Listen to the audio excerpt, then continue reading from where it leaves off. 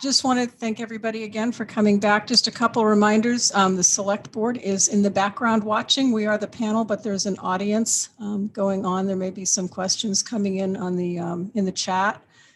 The votes tonight are verbal and they will be by roll call after a motion is made. So there will be presentations, then time for questions, then somebody will make a motion. Motion will be seconded, time for discussion, and then a vote. And those votes again will be by roll call. And having just had that conversation about videos, for the rest of us, if we can keep videos on, that would be great. And mics off, because this is being broadcast, so people out in TV land and on the computer can see who is here and who is speaking. But if we can stay on mute if we're not speaking and during presentations, that would be great to keep background distractions to a minimum. So if we can take the roll call, we need 12 people for a quorum, and I believe we have it. Doing a quick count on the screen here, but I'll go through. Shelley Butler. Shelley is here. Lorna Cummings. Lorna, I see you. There you are. Jill Delano. Yes, here. Present. Okay. So, Beth Doan, I think I saw. Beth is here. Lisa Dresser, I think I've seen. John French, I think I saw John there in the dark. Nancy Harmon Jenkins, I saw you. Jim Hurd, I think I saw you come on. There you are. Skip Hoagland. Skip here.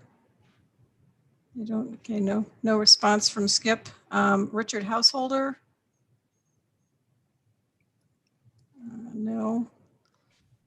Peter Lindquist, I think I saw you here. There we go. Drew Lyman. Drew, are you here? No, Drew. I'm here. Lisa Price. Lisa's here. Wendy Rich. Wendy is here. Sophie Romana. I think I saw Sophie. There you go. Andy and Sarah Scrivanich. I know I messed that up last time too. Sarah, you're here. Is Andy here as well? He is not. He got held up tonight, so it'll be just me. Okay. So absent on that. Tyler Smith, you're here. Yep. Courtney Sukeforth. No, don't see Courtney. Oh, she's here, but she's listening in. Oh, I'm sorry. Right, it was. Sorry about that. And Mary Winchell. Sorry. Yes, I'm here. Right. Sorry. This is sorry Courtney. about that. So 1, 2, 3, 4, 5, 6, 7, 8, 9, 10, 11, 12, 13, 14, 15, 16, 17. So we have a quorum. And me, everybody... Pamela Gleason. Kim? I don't think you're on the list. I'm on your list, Robin. Yeah, I thought I got an updated list. That's what I was going from. But okay, sorry. I wrote you in on my list last week, and then I heard this was an updated list. Yeah, so I'm here. Okay, great. Sorry about that. So everybody should have gotten an agenda for tonight from Janice. There were current reserve balances in that and minutes from the last meeting. And Audra, if you want to take it from there. I did get a message from Bob Falciani Bob Falciani earlier saying that there's he is available and waiting in the wings if we have any questions tonight. So I thought I would begin by sharing some exciting news, and I literally just read this about 15 minutes before the meeting started, so I probably can't answer any questions that I may generate, but hold on and I'll have more information from you next week. So with the passage of the American Rescue Plan, Maine is going to receive $233 million to be allocated in 2 separate payments that'll go directly to municipalities. So 118 million of this will go directly to entitlement cities. Entitlement cities under the Community Development Block Grant Program are Auburn, Bangor, Biddeford, Lewiston, and Portland. And the remaining 115 million will be split out amongst all other municipalities in Maine. At this stage, I don't know exactly how much Camden will receive, but it could be close to $500,000. So we're supposed to receive this, the states will receive this money up to 60 days after, since this legislation has been passed, and then they have to pass it on directly to municipalities. They can't add any additional requirements on how that money is spent, aside from what's already in the act. So again, don't know exactly how much Camden will receive at this stage, but estimate is about that much. And the legislative body will choose how to spend, which is town meeting, will choose how to spend the funds. So it could be for a variety of different purposes. Direct response to the coronavirus and economic impacts of it, which could be establishing programs to assist households, small businesses, and not-for-profits, or impacted industries such as tourism, travel, and hospitality. And also it can be used to replace lost municipal revenue and make necessary investments in water, sewer, and broadband infrastructure. So just wanted to make everybody aware of this. Like I said, I found out about it 15 minutes ago, so I don't have a lot of details, but certainly as I know more and have a better understanding of what this is going to mean in terms of, you know, the budget and town meeting and what sort of, you know, plans and policy development we're going to have to put in place to, you know, figure out how we're going to use this money. I will provide you more information. All right, so with that, on to what we're here to discuss, which is the budget. So I'm going to start sharing my screen. Audra, I had, before you started, if I may, I had a clarification question from last week's meeting. Sure. So at one point you said that the budget you were presenting was flat compared to last year, but there was also a 2.29% increase. So it's probably, I probably misunderstood, but could you clarify if we're looking at a flat budget, if we're looking at an increase? And I also will dig, I meant to look at the PowerPoint you shared to kind of ask you a better question, but I haven't had a chance. So, but just like generally, what help me make sure I understand correctly. And again, I apologize if I misunderstood. Yes, so it's not a flat budget. It's a overall increase of, I think it's 2.29%. Sorry, let me get to the summary. 2.29%. Expenditures are proposed to increase by 1.2%. And then revenues are down by 0.57%. Okay. So not a flat budget. Not a flat budget at all. Okay. Yes. Okay. Thank you. Yes. Robin. Sorry, Could I I was on ask mute. Audra a question? Yeah, go ahead. So Audra, with the news in the paper, how does this payment fall into for the school funding fall into the 2% budget increase? It doesn't. That money will never hit the municipal. You get me? It all goes through the school district. So the school district. Right, but we're paying back 90. Yes, but that's You're all. cutting out what you say? The school is going to overassess us by $93,000 a year for 8 years. And then that money is going to be rebated to the court. So it'll never hit the municipal budget. It will only sit in the school budget. And It still impacts the tax rate. Absolutely. It Because the impacts school the tax budget is rate. less. But it doesn't Right. impact our municipal budget. Like Okay. So, our piece of it. yeah. I understand. Yeah. Thank you.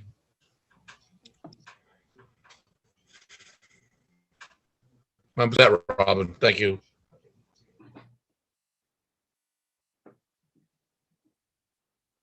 All right. Any other questions before we start? I'm just going to ask Skip, can you hear us and can you speak even though your video isn't on? I can speak. Okay. So good. So when it comes time, Skip joined later and was having some technical problems. I just wanted to make sure he was here and could vote and could hear us, even though we can't see him. So Thank okay, you. thank you. Thank you.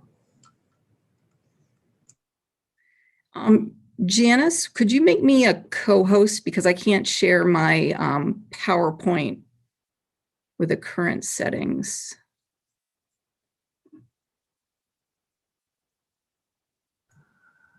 You should already be the co-host. Oh, okay. Let me see if this changes.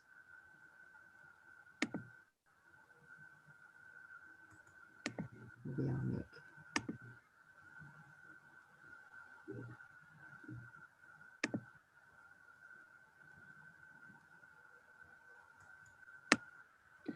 Sorry, everyone. Doesn't look like I have the option to share my PowerPoint.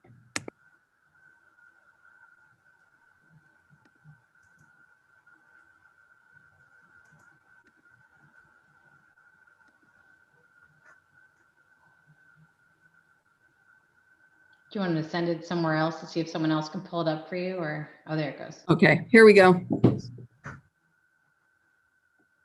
All right.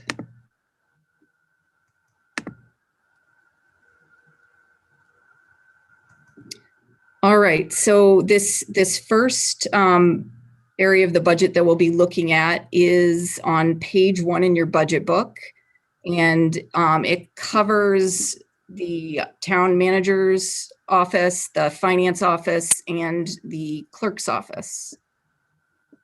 All right, so we wanted to go through. Audra, I don't, just to interrupt for 1 second, it's tab 3, page 1, just in case anybody. Oh, yes. I'll reference the tab as well. Yeah. So we wanted to go through and just give you an overview of who's in the department and what they do as part of all of this. So this is Marlene. Marlene is our treasurer. Her official title is the Deputy Finance Director. She's worked for the town for 32 years. So Marlene does all the weekly payroll. She does all of the accounts payable as well. So she does all the quarterly, annual, state, and federal reporting. She does all of the, retirement reconciliations. She handles a lot of human resource matters for the town. On the personnel board, part of the composition of that board is an employee who represents, employee interests of the town, and that's been Marlene for quite a long time. She also provides a lot of assistance to the finance director. So Marlene is cross-trained to fill in for Jodi if Jodi's away. She provides a lot of clerical support to the cemetery association as well. So this is Katrina. Katrina's worked for the town for 19 years. She is our town clerk, and I'm sure many of you are familiar with Katrina. She is the registrar of voters at the annual town meeting. She's pretty much the person who is in charge of coordinating and running all elections and special town meetings for the town of Camden. And she also swears in any new officer to the town, whether they be elected or appointed. Katrina is also cross-trained to be the deputy tax collector. So she collects property excise taxes. She's also the deputy treasurer, so she's back up for Marlene and can accept payments. Town clerks are also responsible for all vital records, so that's marriage, death certificates. She does dog licenses and does all the reporting around that to the state of Maine, and just, general customer service. So, a lot of these positions, so town clerk, and we'll talk about, tax collector, and their deputy, they are sort of that, kind of first point of contact for anybody who comes into the town, whether it be, they're making a call to ask a question or they're coming into the front desk. So that's a very important part of their job, is that customer service aspect.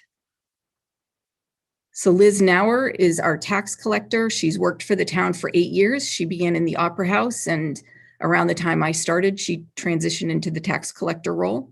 So she is the deputy registrar of voters, and she helps Katrina with the annual town meeting and any elections. or special elections. So the tax collector has primary responsibility for collecting property taxes, excise taxes, and working with the assessor to finalize the annual tax commitments. And she maintains, a list of all lien filings and discharges of these liens on properties. She's also the deputy treasurer, so she provides backup to Marlene as well. She's the deputy town clerk, as we said above, so she provides a lot of assistance to Katrina around elections, and she can help with vital records as well, and dog licenses, of course. And another responsibility she has is as the harbor clerk. So any sort of harbor permitting, billing, collections for annual fees and the like, and helping with the mooring assignments. And Liz is also responsible for a lot of the frontline customer service.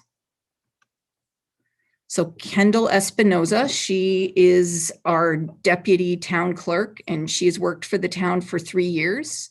So she is cross-trained to do a lot of the same work that Katrina, Liz do, and backs them up with it. So she helps with, town meetings, elections, collects taxes, will back up Marlene. She can assist with, vital records and dog licensing, provides frontline customer service. And also she's providing support to the codes and planning office, as well as the deputy finance director, by doing things like data entry. And she'll do some of the, the frontline customer service in the codes and planning office when they need it. And this is Jodi, and you'll see Jodi a lot throughout the budget process. She is our finance director, and she's worked for the town for 4 years. So she provides me more assistance than I can even describe, with things like preparing the budget. She does all the sort of cash management and investment management of all of our property, our general revenues, as well as reserve funds and the restricted funds that we have. She runs every function that has to do with the finance office. She's responsible for reconciling and preparing all monthly financial reports for department heads in the select board. She works with to coordinate our annual audit, and that's a great deal of work to help them get the information that they need. And another duty of Jodi's is to be the bookkeeper for the Midcoast Solid Waste Corporation, which we get reimbursed for. And this is Janice. She is the assistant town manager. She has worked for the town for 20 years. So Janice does all of the coordination and communication with departments, committees, and the select board. She receives calls, written correspondence, and administers the town's website. Janice does a lot of the preparation of public hearing notices, advertising for jobs, bids, and other town business that needs to go out into the paper. She administers all the licenses for Camden, so things like lodging, vitulers licenses, as well as some of the other special licenses that we have for different agreements. She keeps records related to ordinances and ordinance amendments. She assists with the preparation of the budget by consolidating a lot of the information that we get from department heads. And Janice assembles the annual town report, which is a great deal of work. She's also our liaison with our insurance carriers if there's ever a claim. And she helps with, or she coordinates the whole process of preparing and distributing things like select board agendas and the agenda packets. All right, and this is me. I've worked for the town for 4 years. As the town manager, I'm the chief administrative officer for the town. So I oversee all the departments, and I coordinate between the town's administrative functions, which are the departments, and the policy-making arm, which is the select board. I'm responsible for capital planning and budget preparation. as well as overseeing all municipal facilities, the construction and maintenance of all town infrastructure, including buildings, roads, pathways, bridges, dams, parks, and recreation areas. I advise the select board and town meeting on policy development, and I'm responsible for the implementation of ordinances and other policies.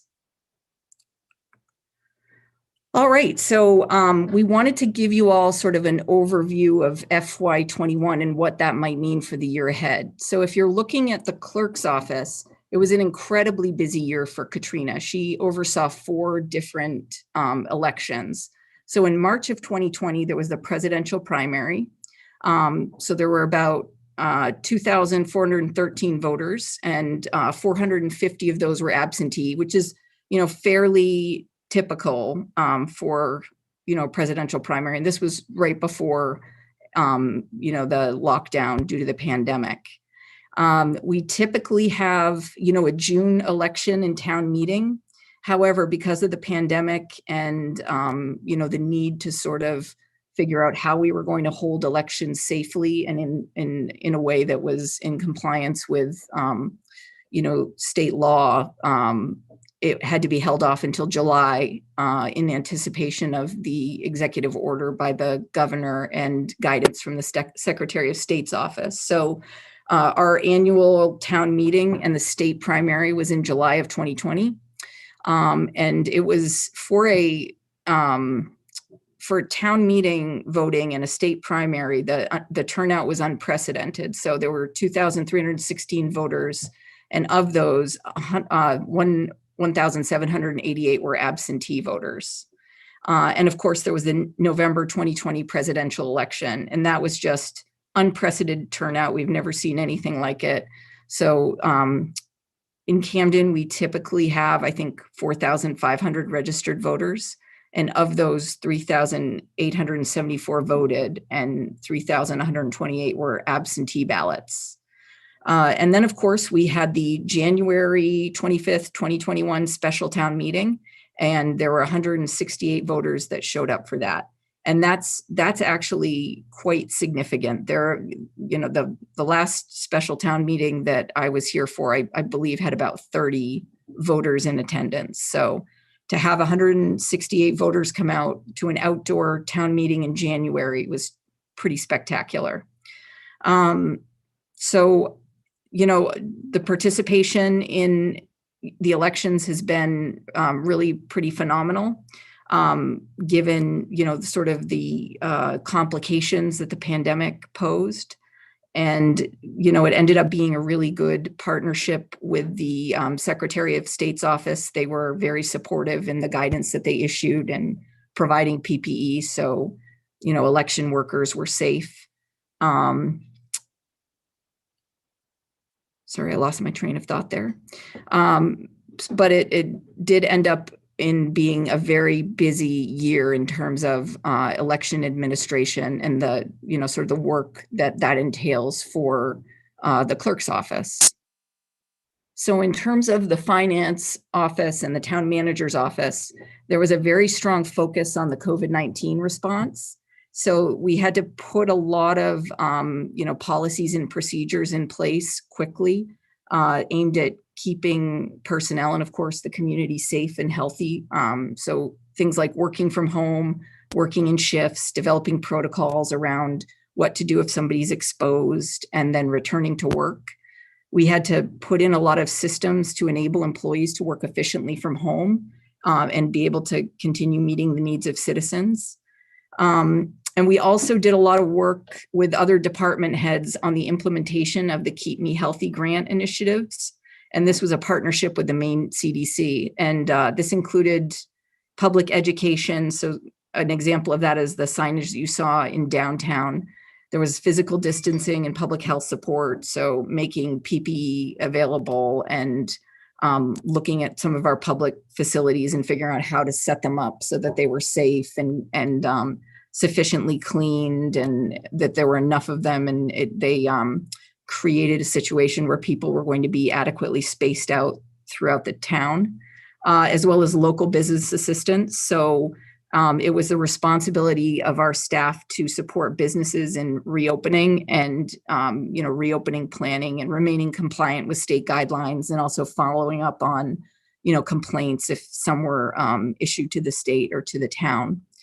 And also we did work to try to alert businesses to opportunities from federal and state assistance and relief.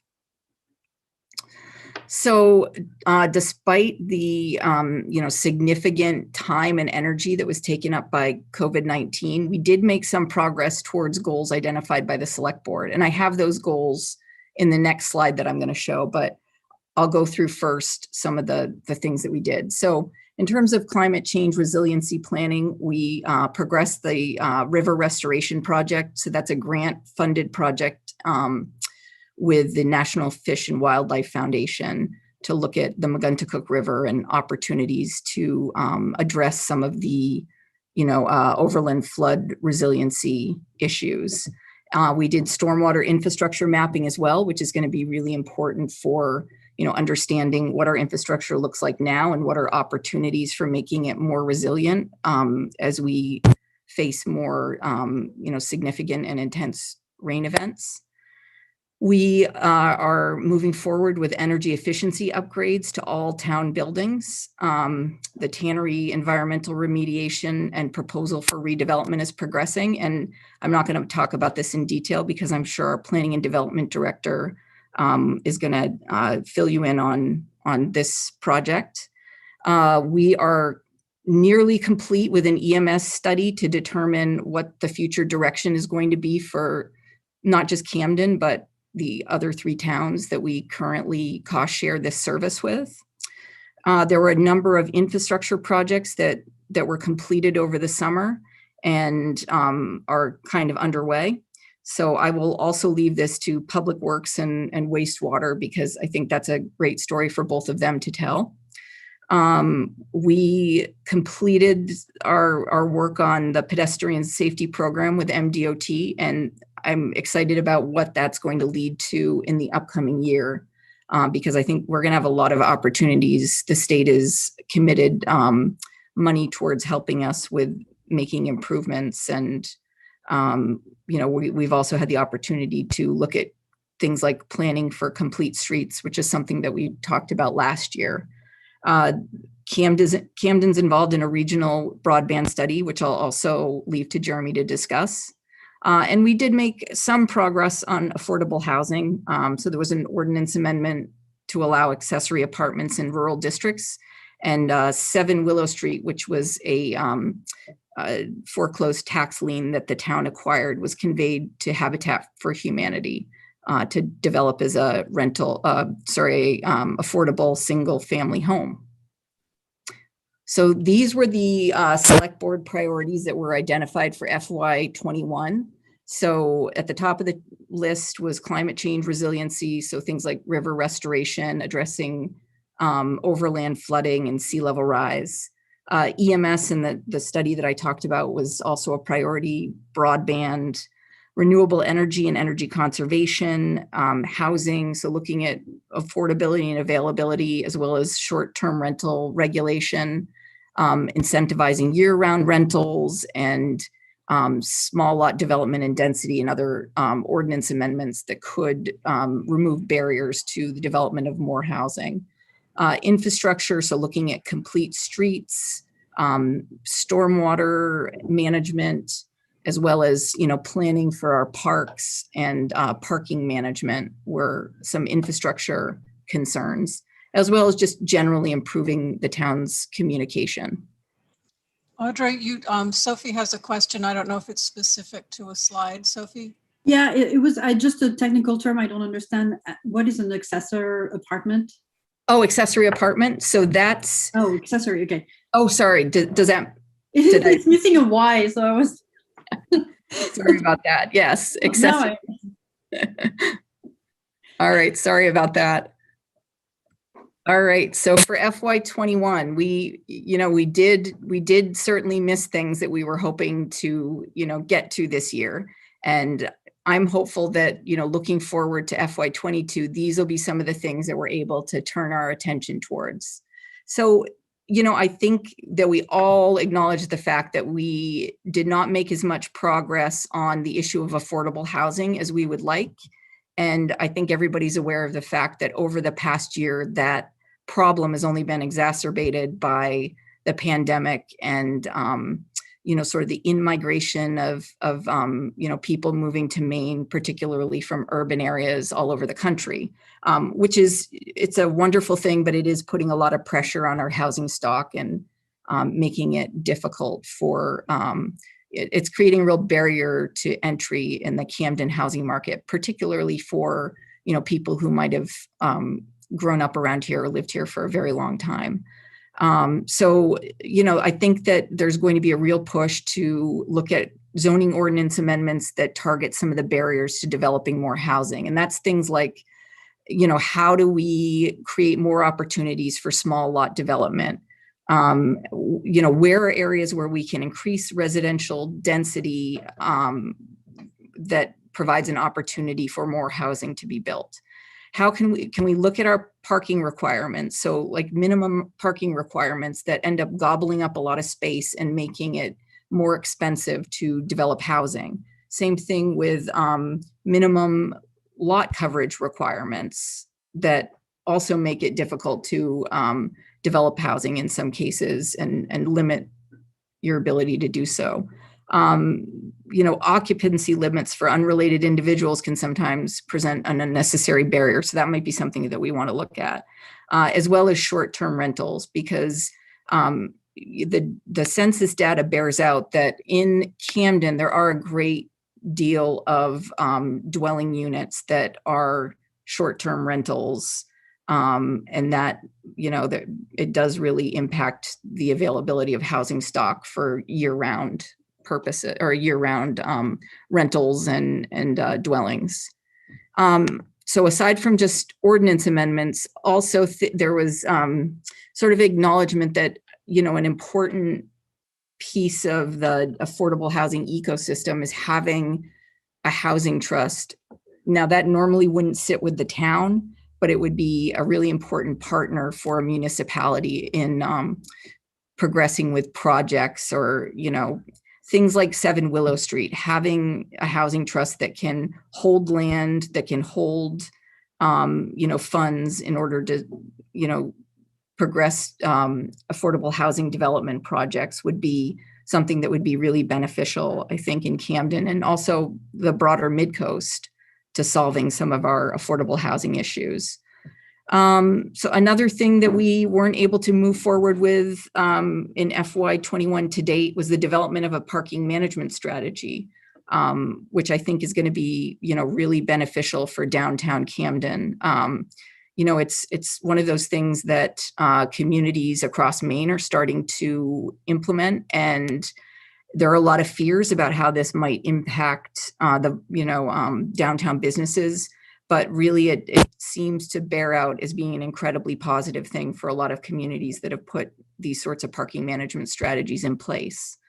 Amending the town's 2 tax increment financing districts is something that we haven't made a lot of progress on so far, but we're really at a point where we're going to need to start looking at how they function currently and how do we design them so that they're fulfilling goals and needs that we have for the town into the future. Also progressing the planning for the redevelopment of the public landing is something that we really didn't turn our attention to this year. Investing in solar energy, while we're sort of looking at a partnership with Knox County and a solar development they're doing out at the airport. It's still kind of one of those things that, hasn't progressed yet, has been held up a little.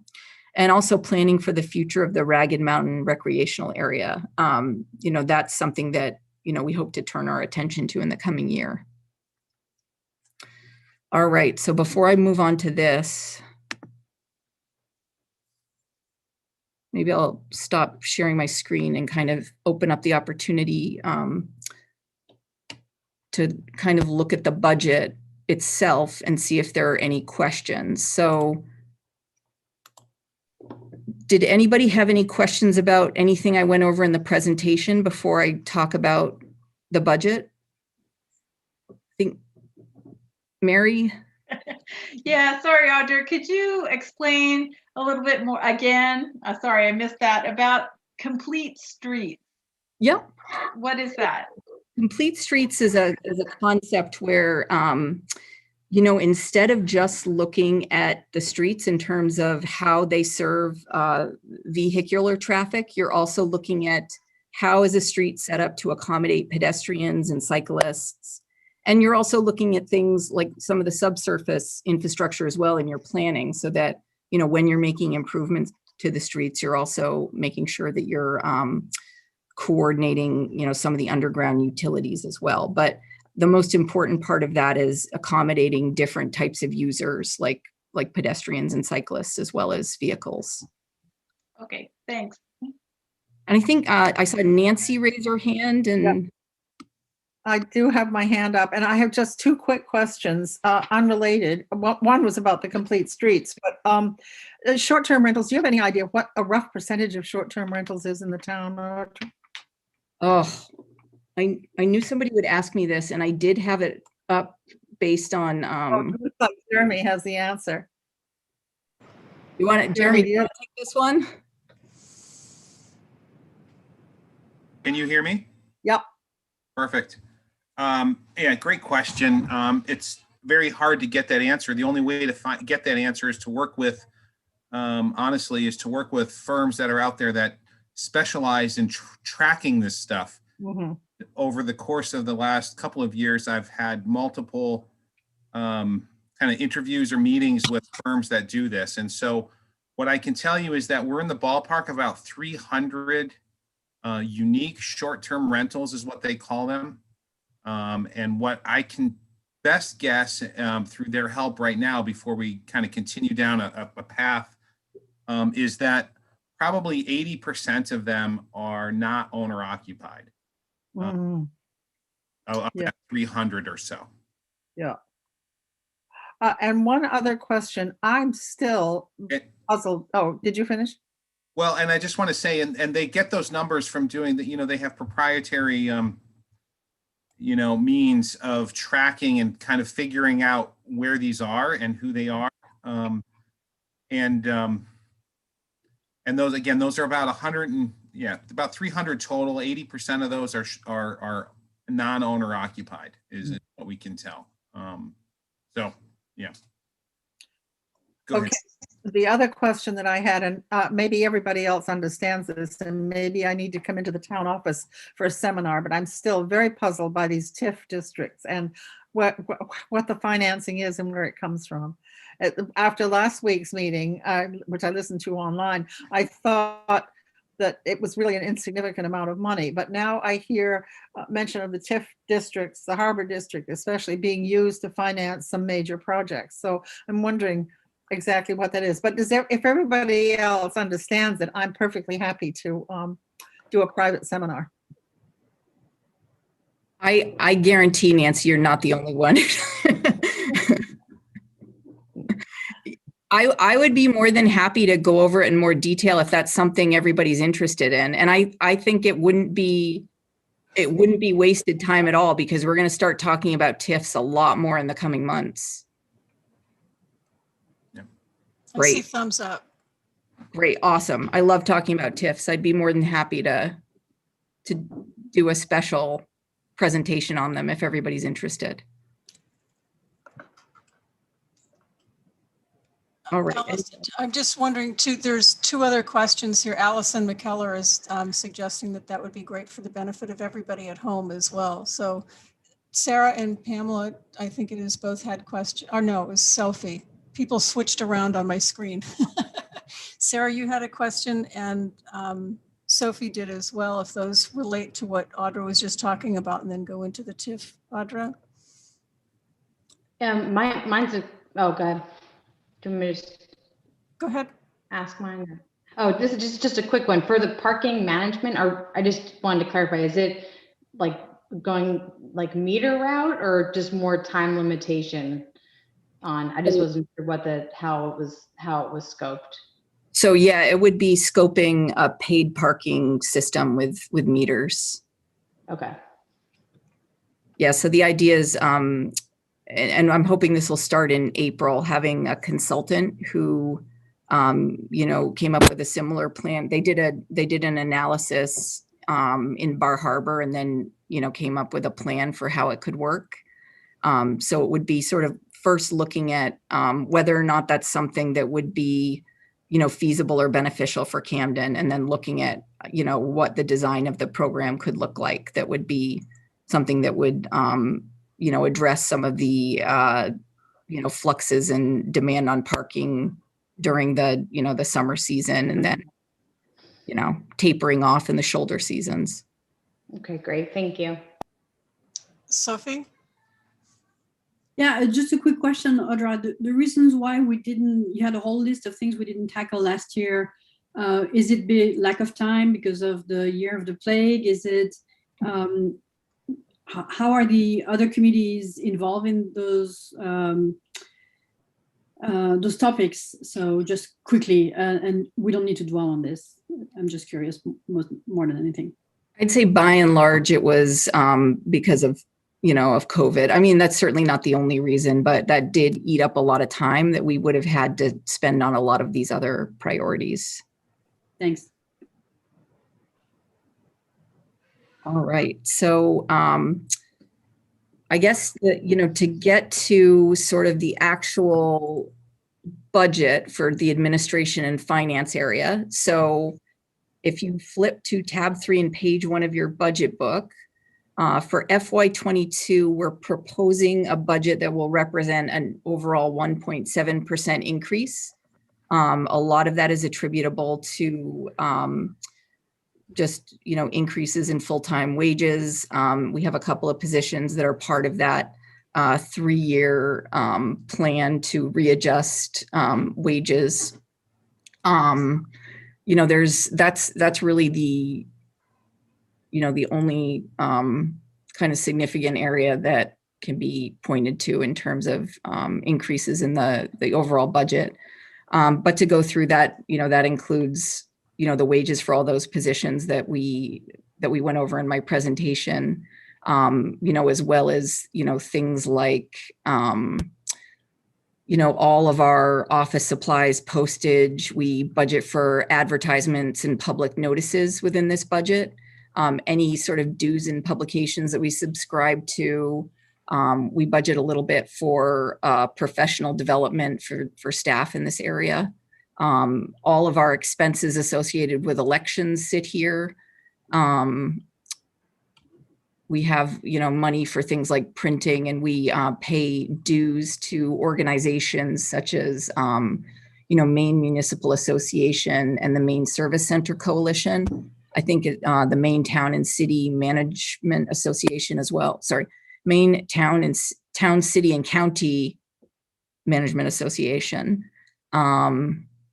Our fees for our auditors sit within this budget, as well as support for meetings like the secretary to the select board and the camera operator for meetings when we're actually meeting in the French conference room, which I think at some point we might be able to return to in the upcoming year.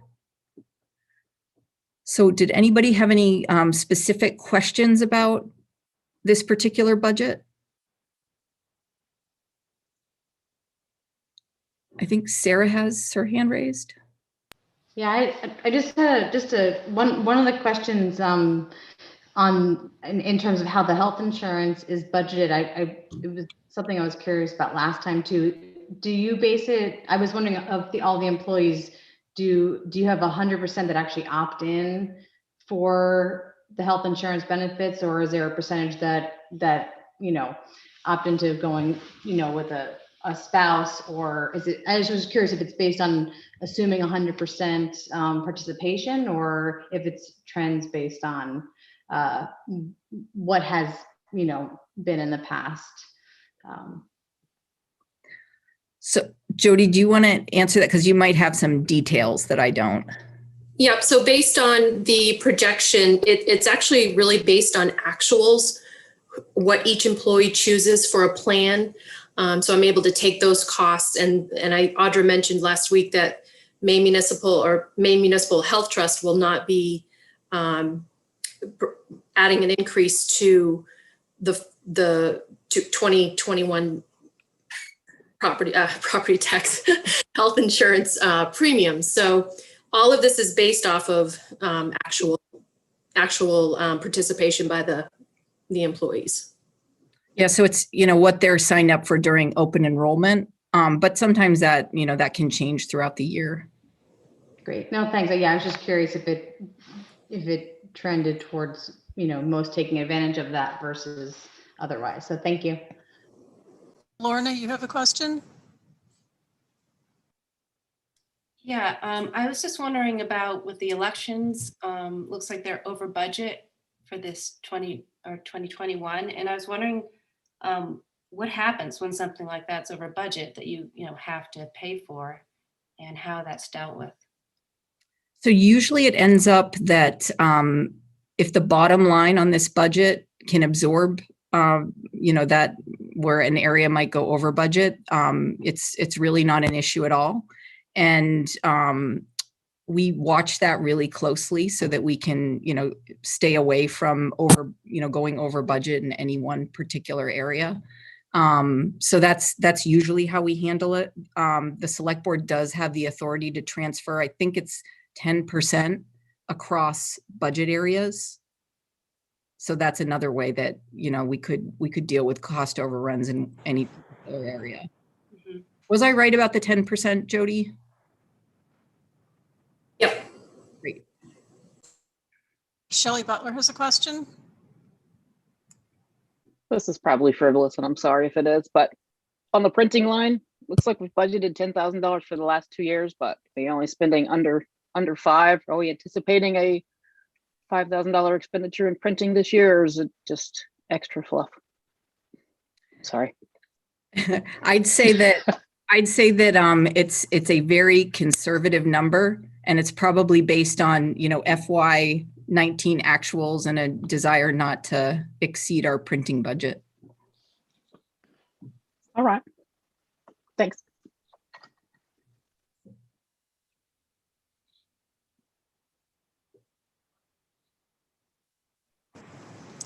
I think that's it. Oh, Peter, or John, do you have a question? John.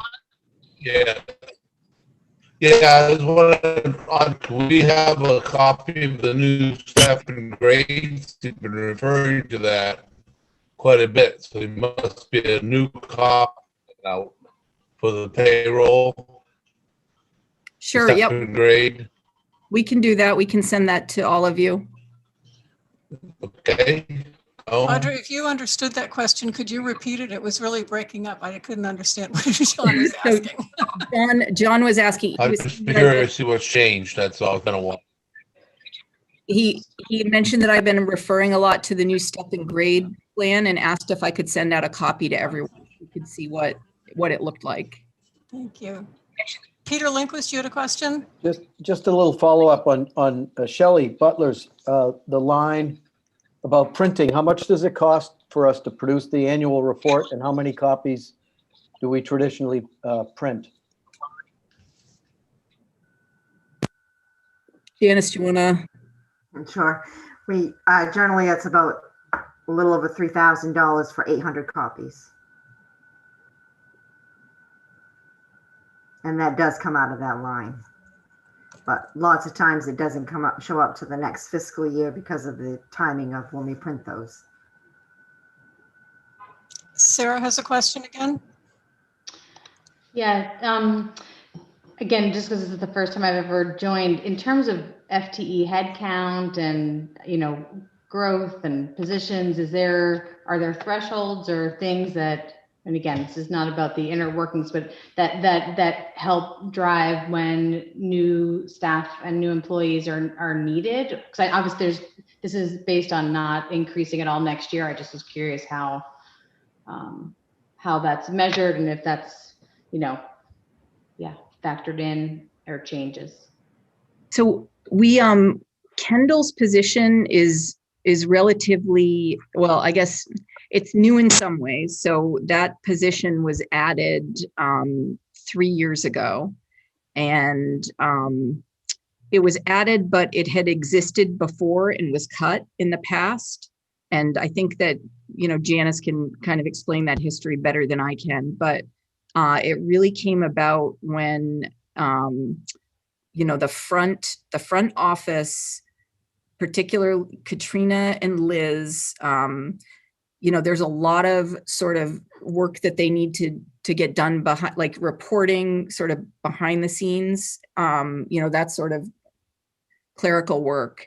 And it was really difficult for them to complete a lot of those tasks when they were also trying to provide really good customer service. And so that was putting a lot of stress on the clerk's office, the finance office.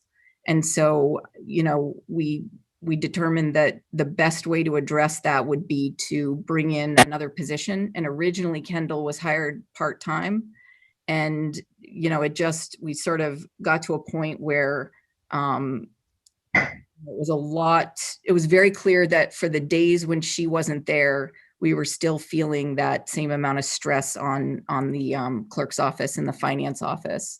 And also there was a desire for that position to also provide some support to the codes and planning office as well. So that's really the last time we had a position, and it came about because it was really obvious that, there was a lack of staffing, and it was really impacting, our ability to perform good customer service and also do a lot of the reporting and sort of, clerical duties that needed to be done. So going into the next year, there's not a need, or obviously there hasn't been, nothing's been positioned for any increase for the next fiscal year. No, certainly not, Okay. not in this department. Any other questions for Audra on the administrative budget? Is there a motion? Would somebody like to make a motion? I move that we accept the town manager's $847,000. Okay. Right? If people had trouble That's hearing not that, it was a motion to move, it was a motion to accept Audra's budget, the town manager's budget. Am I on? I'll second that. Okay, great, thank you. Any discussion? Right. Yes. Yes, somebody had discussion, or was that okay. So we'll go down through my list, which I've put here somewhere. What? Robin, I was thinking before we go to the next, because I know on the list it says, actually no, so I'm going to go to professional services, and then after that, instead of skipping over to codes and planning, I thought I would go through IT and then the insurances. So everybody get me out of the way in the beginning before we go over the department heads. Okay. So do you want to do motion by? We usually do motion by line item here. Do you want to do that, or? Yep. So we have a motion on the floor to accept the $847,000. So does that work okay? Oh, yeah. Oh, okay. All right, good. Anybody second it yet? Yes. Lisa did second it. So I will go through the roll call. Shelley Butler? Yes. Yes. Lorna Cummings? Yes. Yes. Jill Delano? Yes. Beth Doan? Yes. Yes. Lisa Dresser? Yes. John French? Yes. Nancy Harmon Jenkins? Nancy? Oh, you're on mute. Raise your hand. Yes? Yeah, okay, that was a yes. Jim Hurd? Yes. Yes. Skip, you're here? Yes. Yes. Did Richard Householder show up? I don't believe so. No. Peter Lindquist? Yes. Drew Lyman is not here. He didn't show up, did he? No. I am a yes. Robin McIntosh. Lisa Price? Yes. Yes. Wendy Rich? Yes. Sophie Romana? Yes. Andy is not here. Sarah? Yep. Yes. Yes. Tyler, Yes. Courtney Suckforth, Yes. Mary Winchell, Yes. and Pamela Gleason. Yes. Yes. Okay. Did I miss anybody? Quickly before we move on, Audra, you were going to, the question came up about TIFs and you said you would do something. Do you want to do that later in the meeting or bring that back next meeting? I'll bring it back. I'll be able to do a much more thorough presentation. Sure. Okay. I will point out in the chat that Allison McKellar has put a link for an explanation for it too. If anybody wants to grab that link, you're welcome to do so. In the meantime. Okay. Next up, Audra. All right. So I'm going to share my screen again.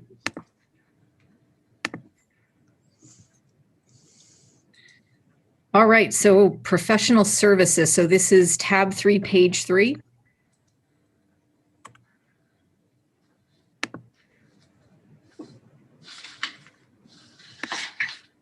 All right, so the most sort of significant area in our professional services budget is for our town attorney.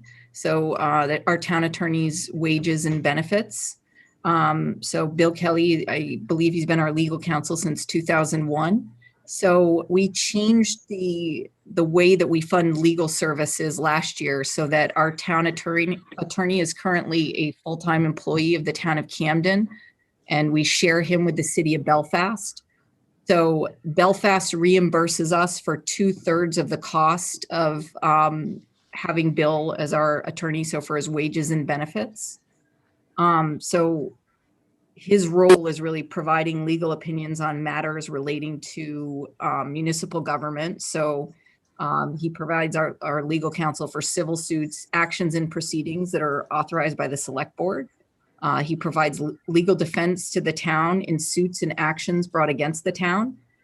He also reviews various matters for compliance with applicable laws and ordinances, and he does a lot of work to prepare and review ordinances and ordinance amendments, any resolutions, if we need to write up deeds, contracts, or other license agreements. And this is sort of another regional service, and it's a little bit different the way that we do this with Belfast. You don't see this in a lot of other municipalities, but I've got to say in the first year alone, it's been a really beneficial relationship. Just the recently had to resolve with the town of Rockport and MSAD 28. That's sort of one of those scenarios where we could have had a year of really high unanticipated legal fees. But with the, sort of arrangement that we're currently using, we were able to sort of keep our very predictable year-to-year cost for legal services. And, having Bill around on a consistent basis, he comes into the office every Monday and Wednesday and is available to us, anytime we need him over the phone. It's just been, really good in being able to sort of, progress a lot of, projects and policies and things that we've wanted to, work on, that sometimes it can be difficult if you, you have to wait for your legal counsel. So it's been really beneficial to have Bill in the capacity that we've had him in over the past year. All right, and in the professional services budget, there's also money budgeted for our bond counsel. So anytime we have a loan, a lease purchase agreement, or a bond, we need to use our bond counsel to help us with the closing on the financing. So we also need to budget funds for court fees, because there are fees associated with anytime that we're dealing with the court. Also, funds for the event that the Planning Board and Zoning Board of Appeals need legal representation. This actually happened in the past year with the Zoning Board of Appeals, where the town attorney had to represent the town in a matter that was brought before the ZBA. And so the ZBA needed their own legal counsel. and engineering services also sit within this budget. So I'm going to stop screen sharing to see if anybody has any questions about this particular budget.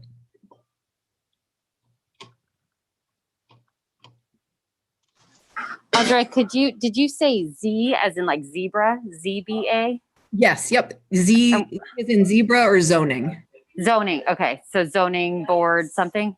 Yep, zoning board of appeals. Of appeals, got it, thank you. Oh, and I should point out one thing that I didn't mention. If you flip to your revenue sheet, which is the green page in your budget. So if you go to the revenue sheet, you'll see under charges for services, income for departments, there is a line 9020, and it's dash new, and it's attorney wage and benefits reimbursement, and it's 141,386. So that's the reimbursement that we receive from the city of Belfast for Bill Kelly.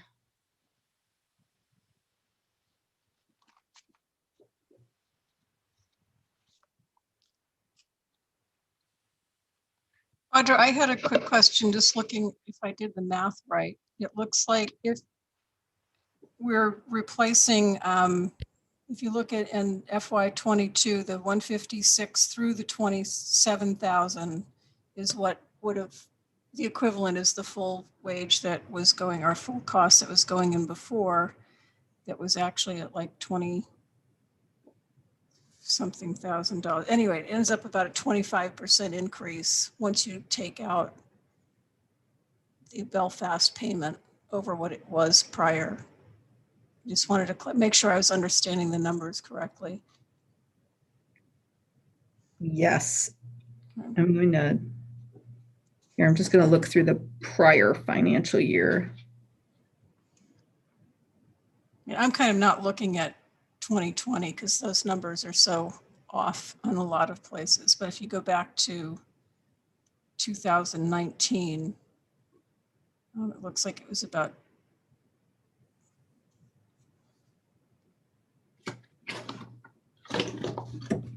Oh, sorry. So 2019 is when we budgeted. We didn't have Bill as a full-time employee at that point. right. It was more of like a contract basis. There was no wages or benefits. It was just like a Right. So what I'm looking at is the full amount minus what Belfast reimburses us. Looks like it's about a 25% increase over what we were doing in 2019. Yep, correct.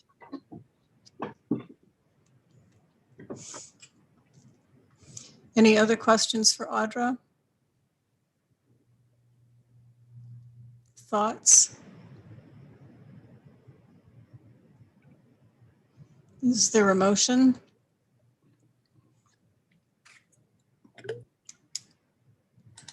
Yeah, I will move that we accept the town manager's recommendation of 241.8. Second? I second. Second for Sophie. Okay, and we will go through our roll call again then. So the motion is to accept town manager's budget of $241,800 for professional services. And so Shelley Butler. Yes. Lorna Cummings. Yes. Jill Delano. Yes. Beth Doan. Yes. Lisa Dresser. Yes. John French. Yes. Yes. Yes. Okay, Nancy Harmon Jenkins. Yes. Jim Hurd. Yes. Skip Holbland. Yes. Peter Lindquist. Yes. Drew Lyman. Oh no, Drew is not here. I got to put a line through that. Robin McIntosh, me, yes. Lisa Price. Yes. Wendy Rich. Yes. Sophie Romana. Yes. Sarah. Yes. I'm just going to say Sarah because I know I'll mess it up. It's Scrivenage, but Sarah works, yeah. Scrivenage, okay. Tyler Smith, Yes. Courtney Sukforth. Yes.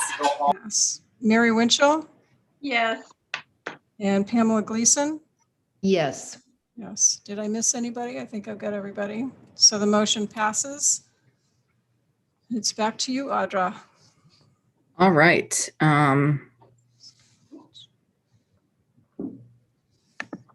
So I will move on to information technology. So this is page 6 on tab 3 of your budget book. So the IT budget, so this includes our service contract for general IT support, which we received from Harbor Digital. Also contains the licensing for software. So Trio is our accounting software and Jodi's absolute favorite thing to do in the world. Office 365, that's our for our email and our file storage as well as sharing. We have 3 subscriptions to Adobe Pro DC, all of our licensing for Zoom, as well as Revise, which is our website. So the domain hosting and the sort of yearly, maintenance and licensing for that. Also GIS and mapping sits in this budget. So Vision, which is our assessing software, ArcGIS, which is used for our mapping needs. That's primarily used by the assessor, as well as, some of our department heads, Public Works Director, Wastewater Director. They map a lot of the town's infrastructure in ArcGIS. And CAI is the online assessing database, but it also contains other maps that are publicly accessible. And any support that we receive for tax maps and land use maps and any of this software also sits within this line item. Our internet service provider and the cost of that service, which is LCI, sits within this budget, as well as any hardware purchases. And if you look at the budget itself, I'm proposing a significant increase, and a lot of this is due to the licensing. So over the past year, we've had to pick up licenses for things like Zoom. But also, some of our yearly licenses for some of the software, that's really important for running the town has seen an increase in cost. So, that's kind of attributable to that $4,000 increase in that line item. Another area where costs are increasing is for computer hardware. We're sort of at the stage where we've got a lot of old machines that need to be replaced. Particularly in the town office building, but also some of the other departments, like I believe there's a few machines in the police department, as well as Public Works that need to be updated because they're really at the end of their life and it's getting, sort of difficult to, upgrade them and they need to be replaced. So, that's the reason behind those cost increase. All right, so whoops. I'm going to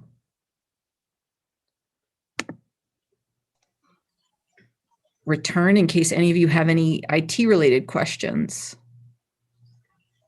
Audra, this is Tyler Smith. I have a question.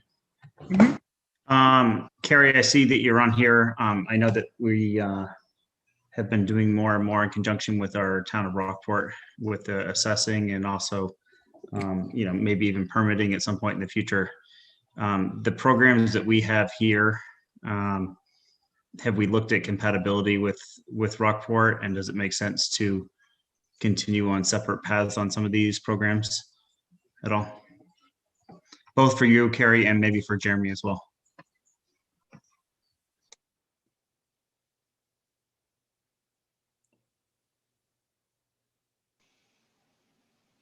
We use, Tyler, we use the same software in both towns, the GIS software, Vision software, all that stuff. When we when we decided to kind of merge the departments, we on purpose made the stipulation that we would not merge the databases. The towns are still separate entities, and we didn't want to get to a point where we couldn't unmerge them. I think that was probably the major thinking behind it. And I don't really, there wouldn't be a cost advantage to the software companies. They bill you by the number of parcels that you have. So it would still come out to about the same. There's no real advantage to that I know of anyway. But Tyler, your question sort of reminds me of something that we were kind of working with the county on moving towards, which is the county.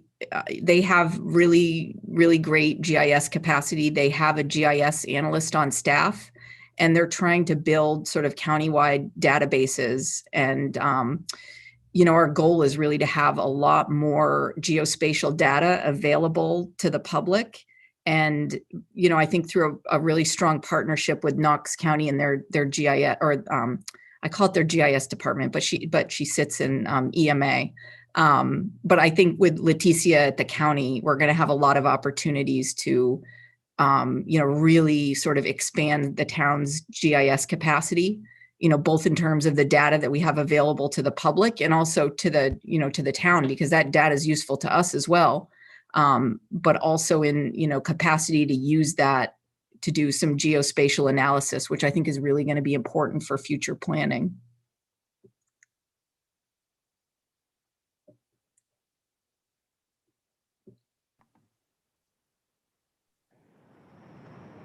Jeremy, did you have something to add to that?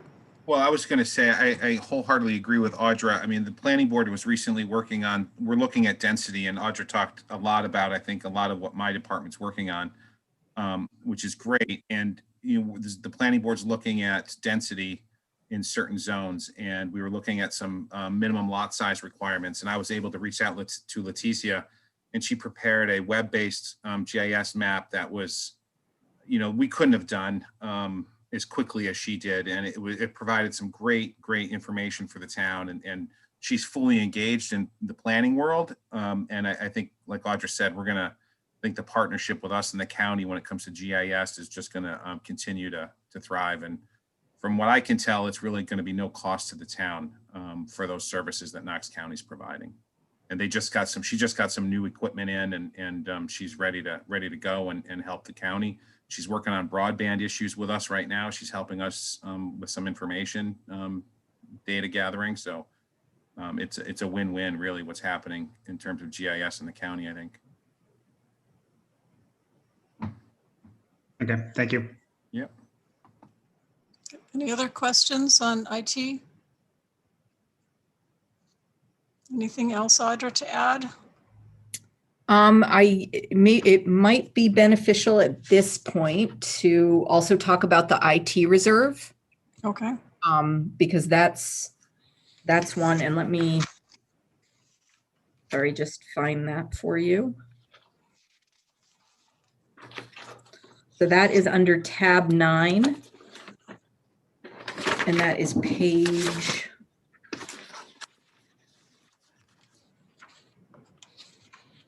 trying to find it.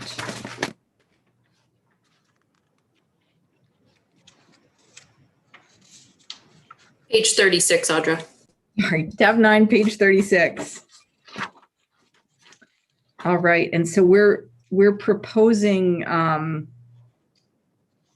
$5,000 for the IT reserve, and this reserve was really pretty heavily used over the past year. A lot of that came out of sort of the need to purchase hardware to enable folks to be able to efficiently work from home, and other equipment for those purposes. And we had to spend a lot of money on software that we didn't anticipate. So given those sort of unforeseen expenses, we thought it would be wise to try and start building that reserve fund back up again. Audra, can you just remind us on voting for this? We'll go back to the reserves as an entire line item later. So this is just informational at this point, correct? Correct. Okay. So basically, can I ask something? Yeah. So it means that we're actually voting for $102,000 budget for the IT department, correct? Because we're going to use that reserve. Well, no, I'm not planning on using that 5,000. It's more of the way that we use the IT reserve, it's more of a contingency, for unforeseen expenses. So we don't use it every year. The actual reserve fund. It was just this current year, FY21, we needed to use it a lot because of unforeseen expenses. So my hope is that we don't have to use it this year and it just kind of sits there and we're able to build it up a little.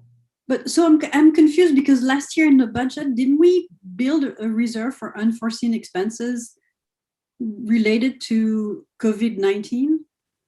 We did, but if we had a reserve account associated with that particular item, I used the reserve funds first before I used any of the, contingency. Okay. Thank you. And to be clear, Sophie, we'll be going back to vote on that later. That'll be part of the reserve vote. So if you wanted to revisit it at that point, what we would be voting on right now is just this operating budget on page 6. Yeah, I'm trying. I mean, for me, from last year, we have so many bits and pieces for every line item. So I'm trying to get a picture of the overall. That's why I was asking this question, because I feel that in the discussions, we're like, oh, this is just an increase of 1%, but then there's a reserve somewhere else. There's a staff in another budget. So it's really hard to understand where we're increasing the budget. So thank you. John French, did you have a comment? Comment, I guess, or whatever. So, Audra, what's in the select board contingency account? Because that's what that's for in a normal year. That's for unforeseen expenses. Yeah, I believe. Can you hear me? Yeah, you're asking about what's in the select board contingency. Rob?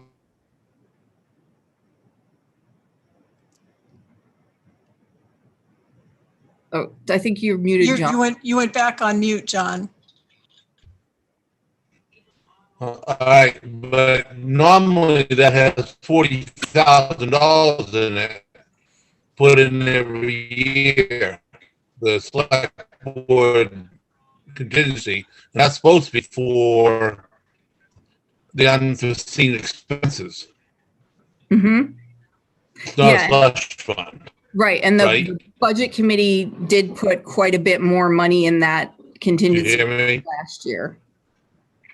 Okay, so just a question, but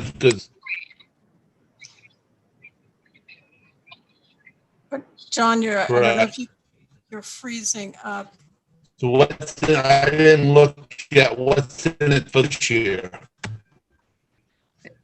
Are you asking what have I budgeted in FY22 for contingency? Because that makes it. All right, I'm having trouble with my internet, so okay. John, maybe you can call in for the audio like you've done in the past, because it's really hard to hear you. Audra, could you maybe explain that for the contingency a little bit on how that works? And John is talking about there being a contingency and. Yes. Yep. I'm Yes, I am. Get it. Who's not on mute there? It's okay. I know.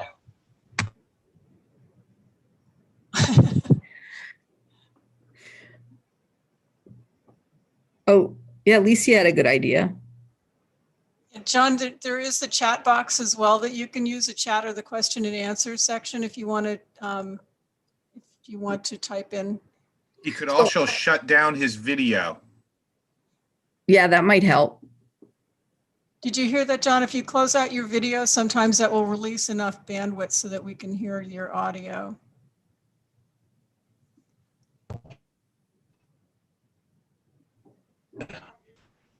Can you hear me better now? A little bit, yeah. Well, I shut the video off.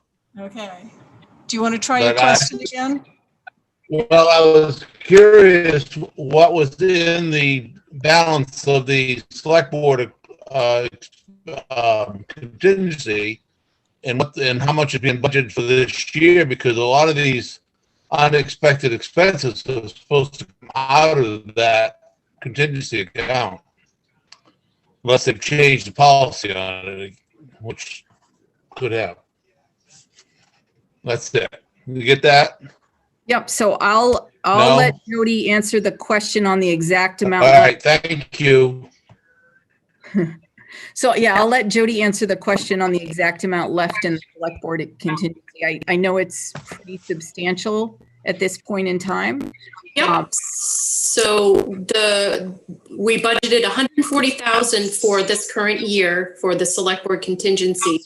The select board also voted to carry forward the balance of FY20 select board contingency to FY21. So that was an additional 88,000.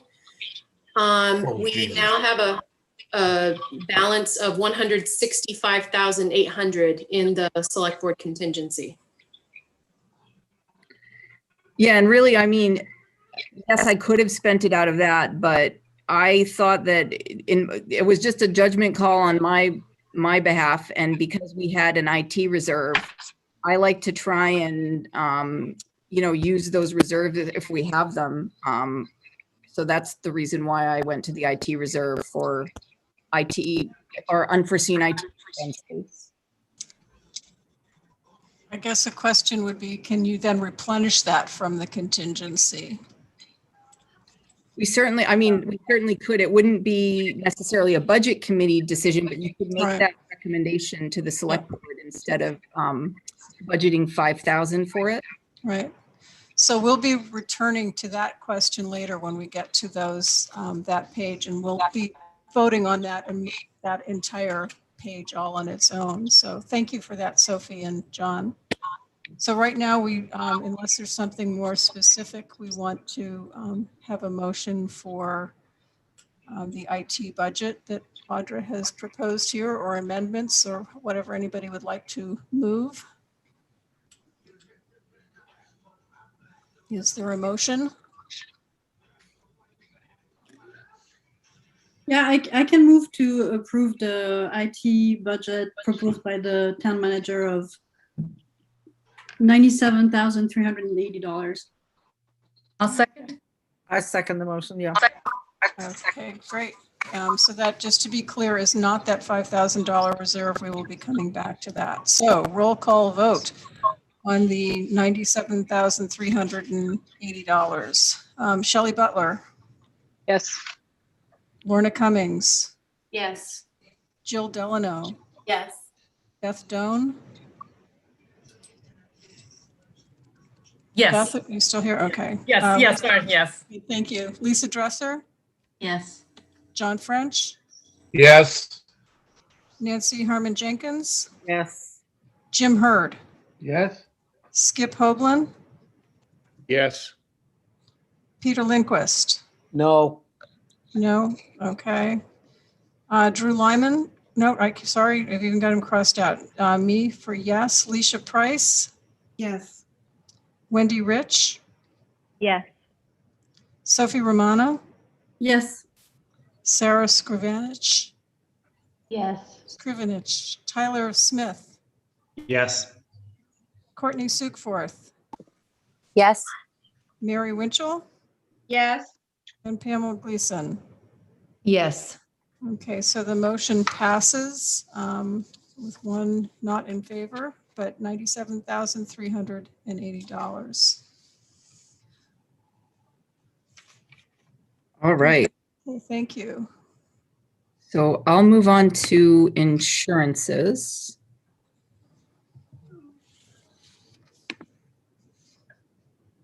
All right. So for insurances, really there are three major categories. So we have our property and casualty insurance, and that's Wait a second. Audra, can you give us the tab and Oh, page? yep.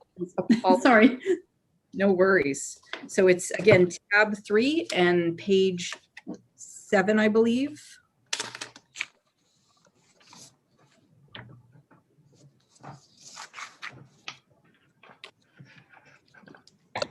All right, so our property and casualty insurance, and so that includes general liability, our coverage for our property, auto insurance, sort of any employee bonding sits within there, and public official liability. So property and casualty insurance, as well as unemployment, which we pay into the fund, and also workers' compensation insurance. So we're seeing a decrease in our insurance premiums this year, which is, in particular, we're looking at a decrease in our workers' compensation insurance, and that tends to be the one that fluctuates most on a year-to-year basis. And really, that's sort of based on, do we have any claims that are going to impact our premium significantly? And we've had a few that have fallen off this year, so it's led to a significant decrease in our premium, and that's why that sort of overall budget is reducing this year. This is Jill. Can I ask why there's no line item for property insurance?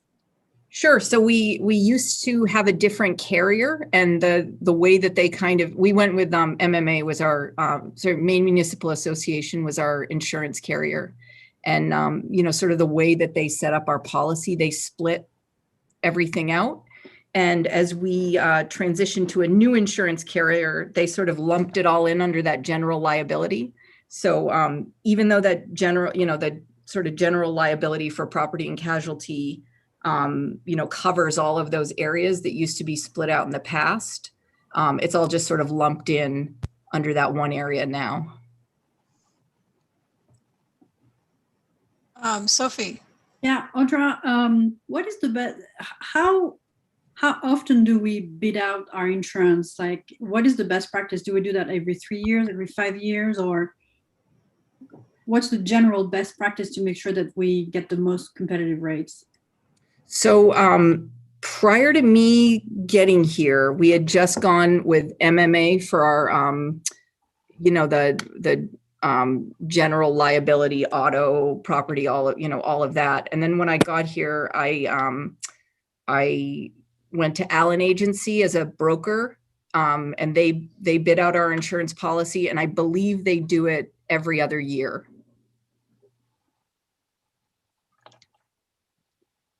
Audra, I don't know if I'm doing the math correctly, but if I take all of those things from 2019, I come out with just over $45,000 going back to FY19. So it went from 45,300 and something to 67,000 budgeted in FY20, and now going up to 72. That's actually a jump, not a decrease. So something must be going up if other things we've go had down. Over those past years, not in the workers' comp, but in the property and casualty insurance center, we've had some claims, which has led to an increase in premiums. Okay, thank you.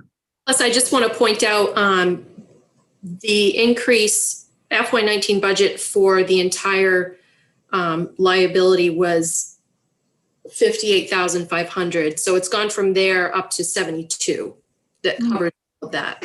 Okay, thank you. Any other questions? Any insurance experts out there with good questions?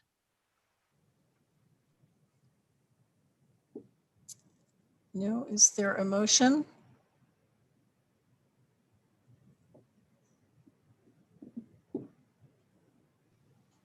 Robin, I can make a motion. Okay, thank you. I move to vote on the town manager's proposed budget for insurances of $218,000 and $218,200. I'm bad with numbers in English, I'm sorry.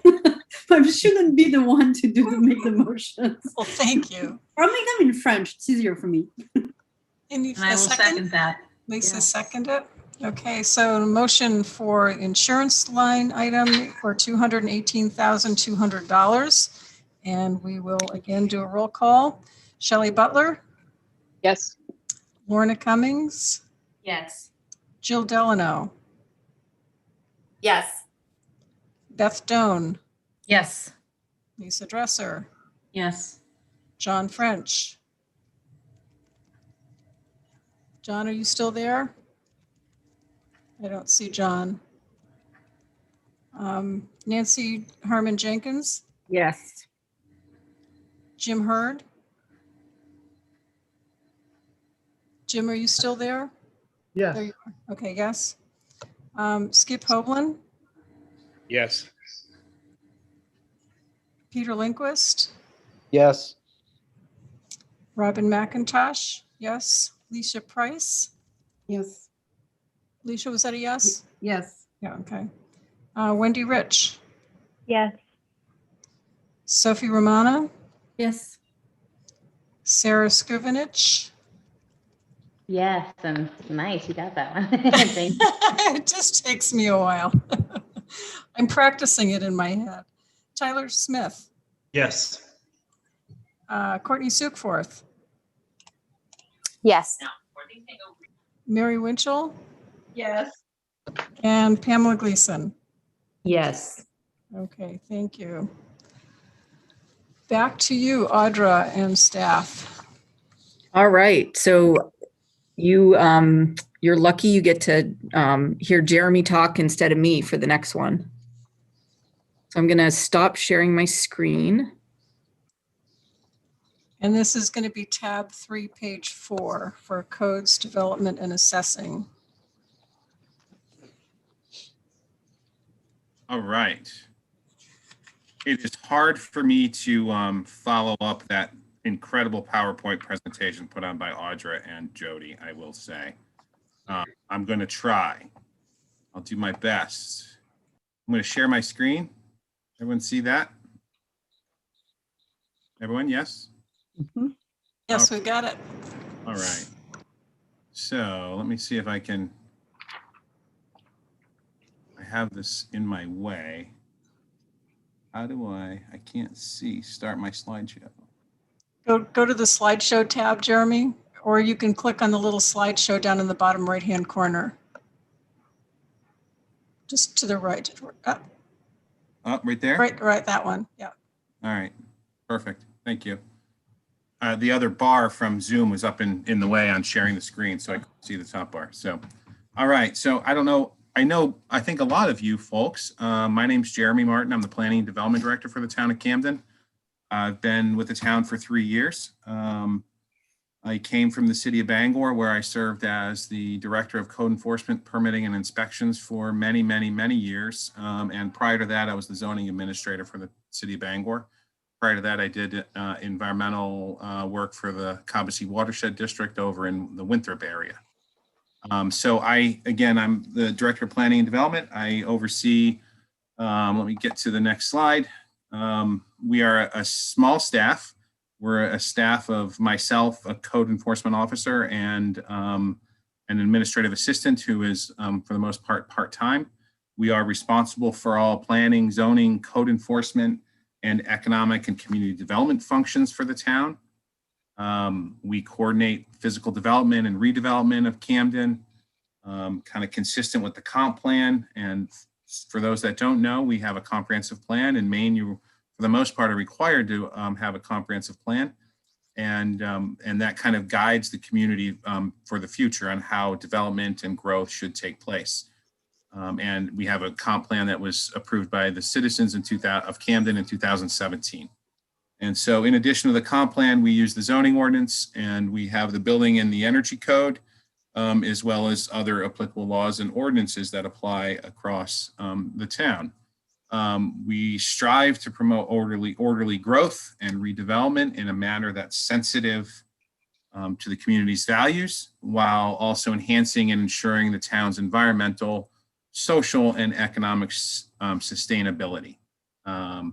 And And while we do that, we try to ensure that ordinances are crafted and implemented in a way that facilitates sound growth, that creates value, is efficient in its use of infrastructure and resources, and obviously is sensitive to its surroundings. And I think everyone can appreciate that. And in my time in the last 3 years in Camden, I have certainly come to understand some of the community's needs and desires and their sensitivities. And that's all important stuff when you work on planning and community development work.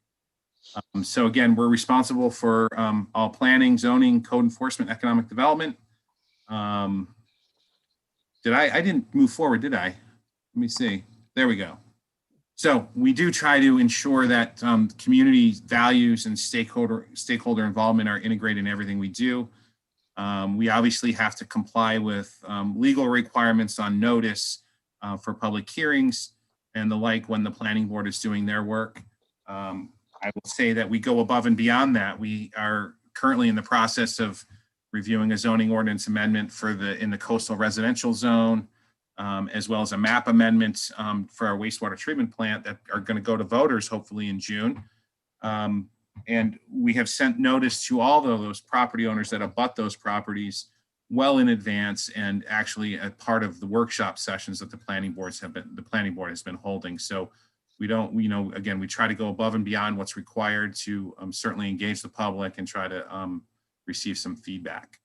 But we do work carefully to weigh the costs and benefits of ordinances and developments in order to provide reasonable protection of the community's natural resources while encouraging responsible development that adds value to the built environment, hopefully providing good paying jobs. We hopefully can increase housing availability and affordability, and we balance community and neighborhood needs while hopefully also increasing the town's tax base.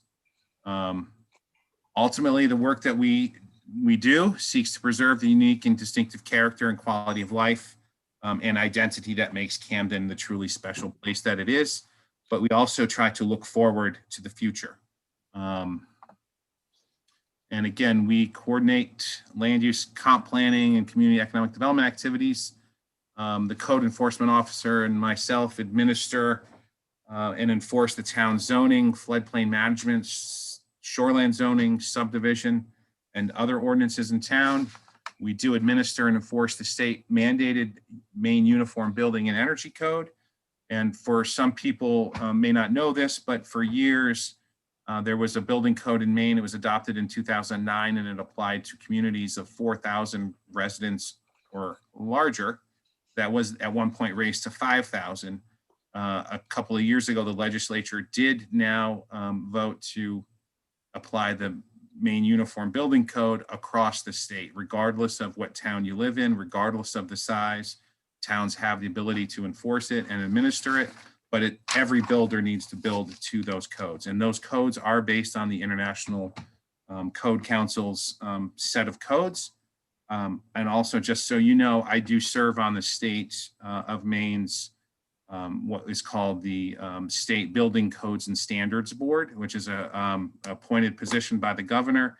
I serve as the representative for the Maine Service Center Coalition, which is the kind of the group of municipalities in the state that serve as service sectors or service centers. We are one of those. Camden does fall within that. So I do serve on that board. And that board, what that board does is adopts and reviews code changes to the building code and life safety code and those kinds of things.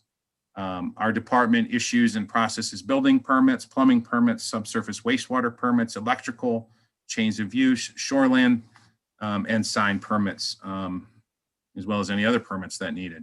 I do serve as the town planner, and I provide administrative and technical support to the planning board. Myself and the CEO and the code and planning assistant, we provide administrative staff and technical support to the Zoning Board of Appeals as well. The Zoning Board of Appeals, for those, and maybe I'll just touch on the planning board. The planning board, not only do they look at things like comp planning and how to plan for the future, they also review site plan applications, which are projects of a certain size in certain zones there's a certain list where site plan review is required in the zoning ordinance, and the planning board does do that. We also we review zoning ordinance amendments and move those through the process. The Zoning Board of Appeals, they review appeals of code enforcement decisions or decisions of decisions that I may make. People can appeal those decisions to the Zoning Board of Appeals. The Zoning Board of Appeals also serves as the reviewer of what are called special exceptions in our zoning ordinance, and those are certain uses that may not be considered permitted uses, but they are allowed in the zone under certain conditions, if you will, and that has to go through a process through the zoning board.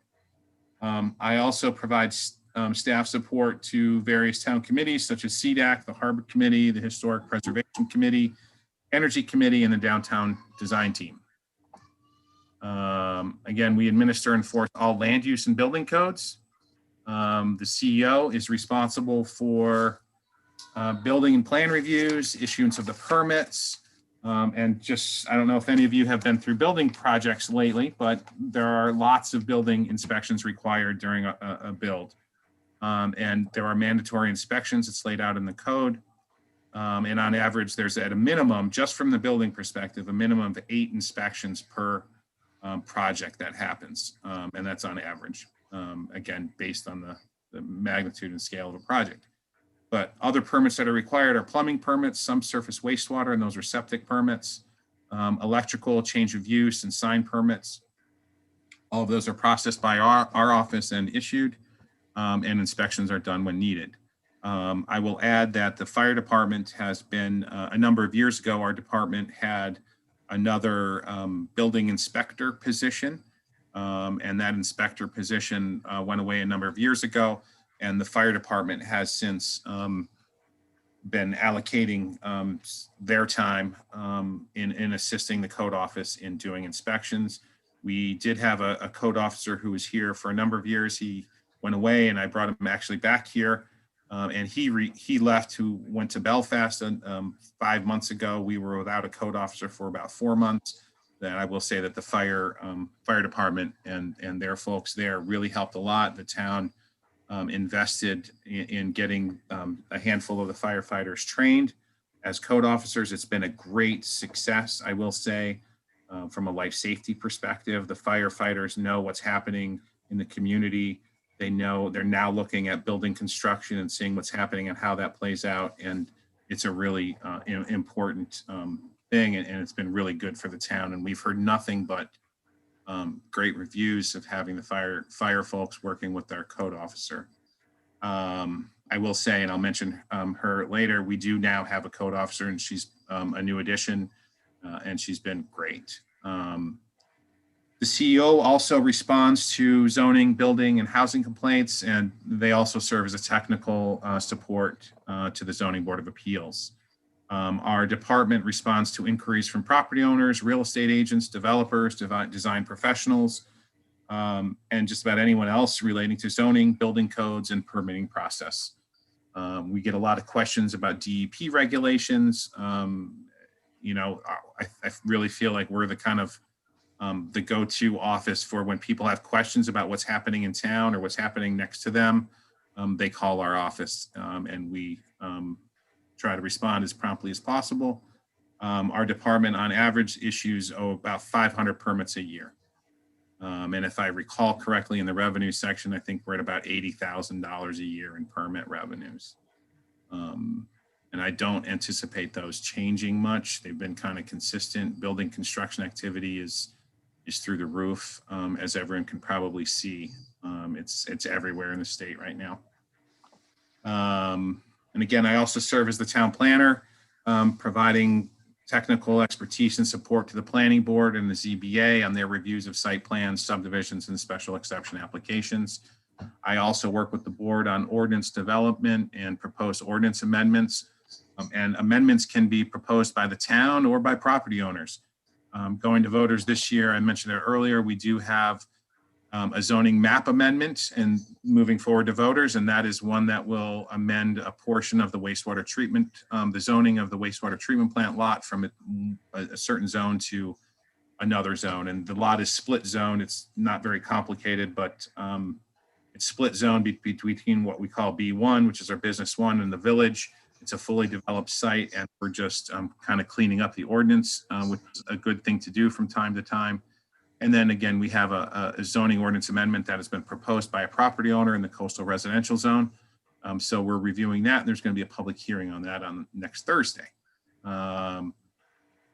We strive to be proactive and responsive, initiating ordinance changes and amendments that address the community needs. And we also continue to review the zoning ordinance to ensure that it's consistent with the comp plan, in line with neighborhood preservation ideals and current community development needs, while also trying to provide for economic development needs and interests. We are required to kind of implement the comp plan.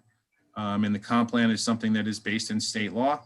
In order to receive a lot of grants, whether they be state grants or private funding, communities really need to have a comp plan, or we would not be able to obtain certain federal and state grant funding. So we do have that. It's a document that's done every so often. We're in year, again, our comp plan was done in 2017. And we are certainly we're looking at updating it right now. One of the select board's priorities has been sea level rise and climate change, even though, and I think everyone probably on this call can recognize that that's a significant and important issue that needs to be addressed. Even though our comp plan was just approved in 2017, there is, I think, one time is it mentioned of climate change in the whole comp plan. And again, that was just done in 2017. So the select board's been pretty clear that this is a priority for them, and I hear it loud and clear from the community. So the planning board is starting down the road of looking at amending our comp plan. Amending a comp plan can be very complicated and a long process. What we're looking actually at doing, rather than amending every single chapter of the comp plan, we're going to try to amend. We're just going to try to add a chapter on sea level rise and climate change. I would encourage every one of you to review the comp plan. It's on the town's website. It's a great document. It may be dry to some, but it covers everything from housing, workforce, natural resources, zoning, capital investment. It covers a lot of things, and it's really the guide for what how the community should be kind of moving forward. And again, we're responsible for, in addition to all that, we're responsible for issues related to community and economic development, and we try to provide efficient and sustainable service to residents, business, and property owners. We are engaged in efforts to implement the downtown master plan, including the downtown pedestrian improvement grant, redevelopment of the public landing, and the Route 105 sidewalk project. And I'll touch on that a little bit later, but just very briefly, the sidewalk project, I think everyone probably knows, the last time you went to the polls, there was a ballot measure on an eminent domain taking, and that was a very small piece of property that the town had voted and overwhelmingly supported to address, to help facilitate a sidewalk continuing. So from soon, hopefully, you'll be able to walk from downtown Camden all the way to Shirt Tail Park on a sidewalk, which will be pretty amazing. So the sidewalk will pick up again from Matthew John and go all the way out to Shirt Tail. I am also the lead on the tannery redevelopment and the EP brownfield cleanup. And I'm also reviewing opportunities for the town's 75-acre Sagamore Farm property. And again, I do work with various stakeholders to strengthen the town's existing businesses while working to build relationships to aid with new business development opportunities with the goal of expanding economic viability and vitality of the town. And some special projects that we've been involved in this last year, again, has been the EPA brownfield cleanup grant and tannery redevelopment RFP, the 105 sidewalk project. And again, that was a Maine DOT locally administered pedestrian improvement project. The DOT projects are great, and there's funding out there for some projects. These locally administered projects can, and Audra can attest to this, can be very, very, very time consuming and challenging. In this instance, what's happening, we served for the most part as the acquisition.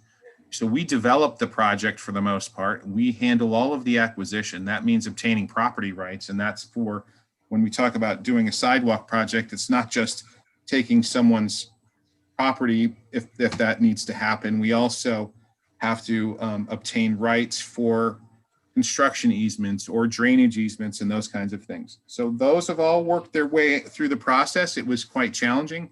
It was my first LAP project ever. And I'm not sure I'd like to do another one, to be honest with you. It is really involved. I'd love the DOT to handle the acquisition piece and let us handle the build piece. But in this case, they're doing the build. We did the acquisition. That project should go out to bid this spring. And hopefully they're going to combine it with another project. And then also Sagamore Farm, which is a property that town owns. We have a solar farm up there right now and some existing mountain bike trails. It's been in the town's ownership for many, many, many years. And the Select Board and CDAC, which is the Economic and Community Economic Development Advisory Committee, have repeatedly talked about interest of doing something with that property. I have issued a request for expressions of interest. I did receive 3 proposals for that property. And as soon as we, I think, get through probably the budget and tannery and some other things, we'll likely jump right into Sagamore Farm on what to do with that. I have also been working on renewable energy projects. And I just mentioned, we have a solar farm up at the Sagamore Farm property. We were moving forward. We did a solar feasibility study right about the time that the state came up with some rule changes, which allowed these net energy billing credits to play out. So as we were doing the solar feasibility study, we were about ready to issue an RFP for solar development. And then all of a sudden the rules changed. And so now you have a lot of firms that are out there building solar farms, and entities like ours are able to jump into them by obtaining renewable energy credits. So we are working, like Audra mentioned earlier, Knox County has a project going on. And I have been intimately involved with those folks. That's Knox County and Revision Energy, who was hired as they're the ones that are going to implement that project. It sounds like we could be the largest entity that is purchasing the largest amount of kilowatt hours of solar of energy from that project. There are other ones that are out there. Encore Renewables, a firm out of Vermont, doing a lot of building in Maine. And we have chatted with them about what they can provide us. So that is something that we'll be working on. And we hope to provide about 100% of our energy through solar. And then looking at the town and select board goals and priorities, housing availability and affordability has been huge. A year ago, we did, the planning board spent a lot of time looking at accessory apartments. You could look to Rockland. There seemed to be in a big hullabaloo about accessory apartments. We did it, I think, in a very efficient, smart way, and it overwhelmingly passed by voters last spring. So that's been a good thing. We have seen a lot of people taking advantage of that already. And for those that don't know, accessory apartments they can be attached to, or they can be standalone buildings, but not exceeding 600 square feet. We, for the most part, allowed them on every residential lot in town without a requirement to meet an additional minimum lot size requirement. And why we did that was, again, to try to increase housing availability and affordability. And I think we've probably issued, 10 off the top of my head, accessory apartments this year since we did do that. And we are also looking at density. I looked at density with the planning board recently in what we call our village extension zone. And I was also, when Audra brought up Leticia from Knox County on GIS capabilities, Leticia provided some great services on looking at density and how we could build out the village extension a little bit. Keep in mind, we're also going back to one of the slides earlier about kind of protecting Camden's unique character. And so we're trying to do all of this while we're also protecting the character that they love, what they love about Camden, and, what they have come to appreciate and know what is next to them and what is down the road from them. And we value that, but we also need to start addressing some of these housing affordability and availability issues. if anyone listened to any of the discussion going on over the tannery, I think it was referenced. I think Taylor, Select Board Member Taylor mentioned it the other day. I think it goes back, way back, not even 2000. I think it was in the 1990s that housing availability and affordability was an issue that the town needs to do something about. We have not done much about it at all. So I'm diving in head first into that one to see what we can do. Right before the pandemic happened last year, was about a year ago. I went out to the Island Housing Trust out on MDI and met with those folks out there. They're doing great work.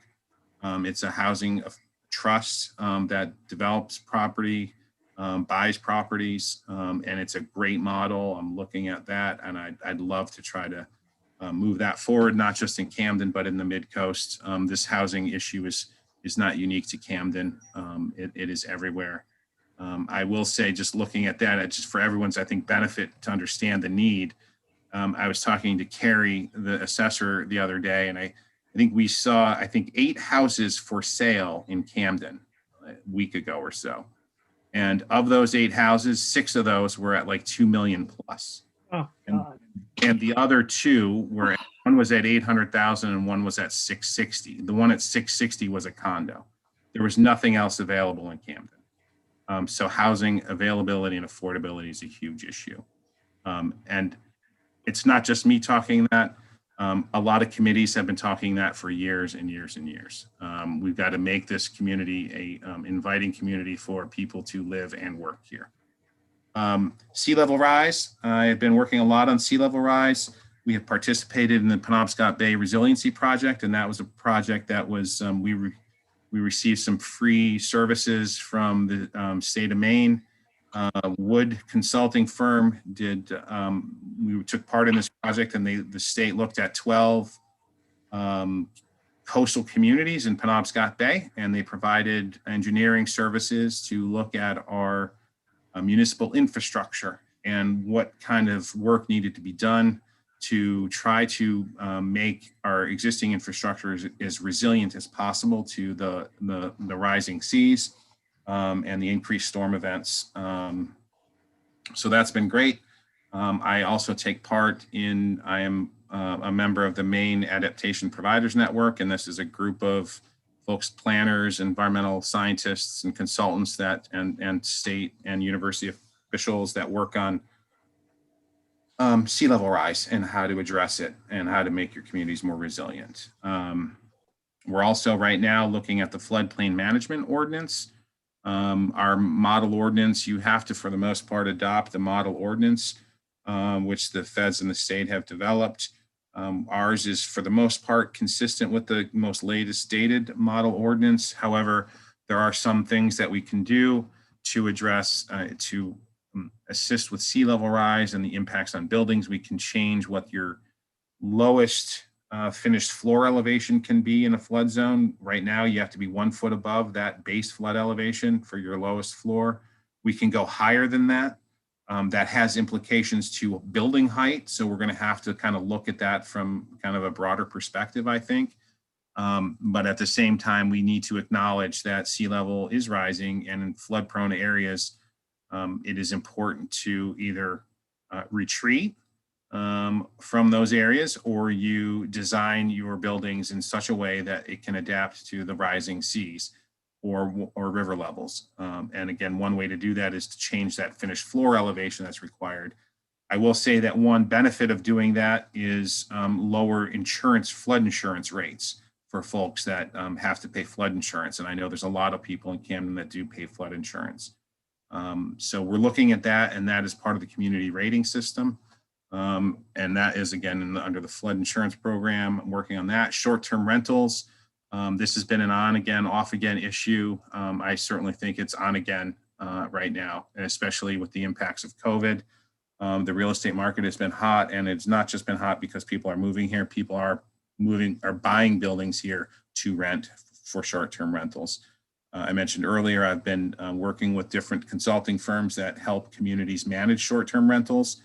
And from the best that I can tell, on average, again, we have about 300 short-term rentals that are, for the most part, on the market every day of the year in Camden on online platforms.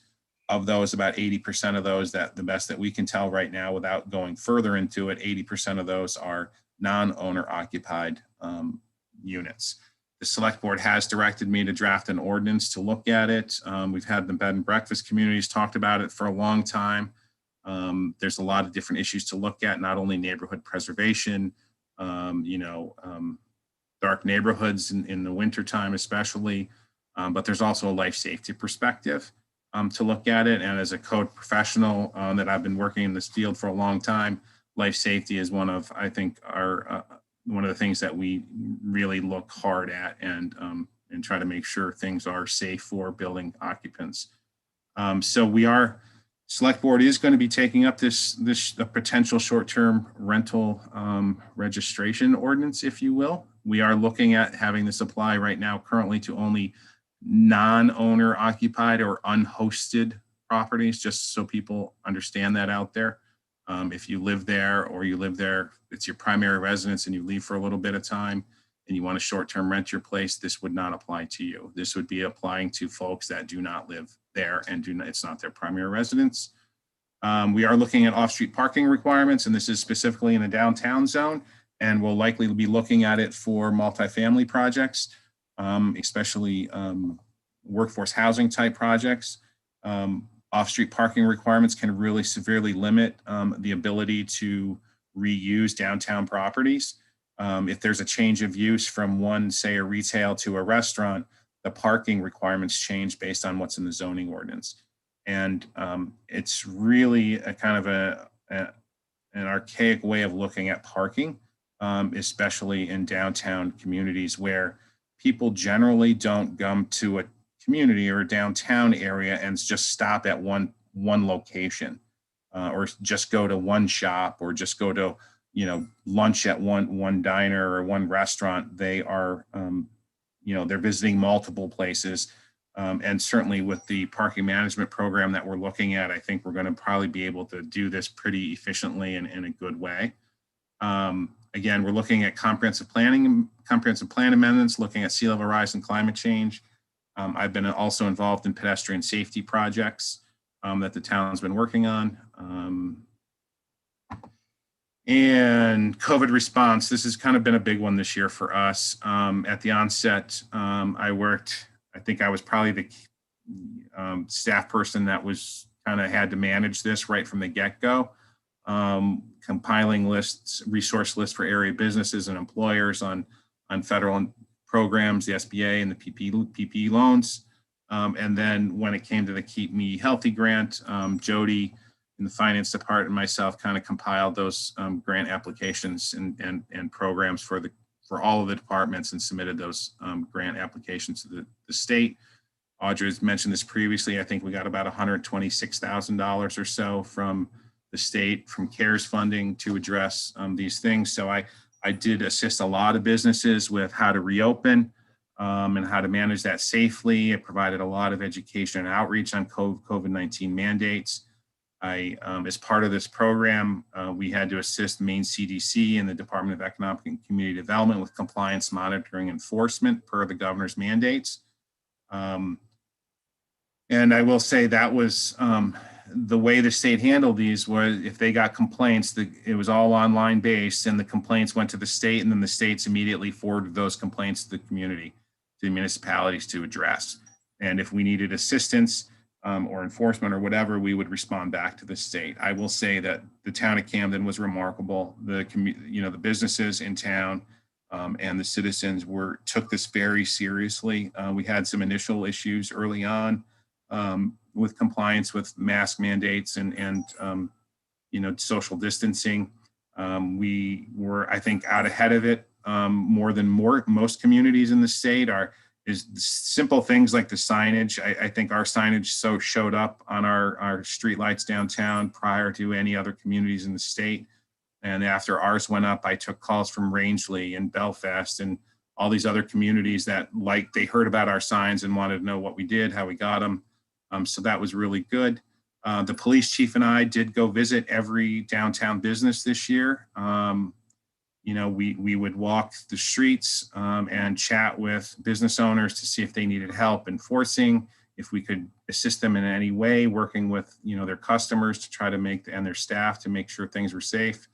And then eventually we heard nothing but positive reviews about that. And then after that, the Camden PD did have a police officer walk in the streets of downtown, which was I heard great things about, and that took part in that.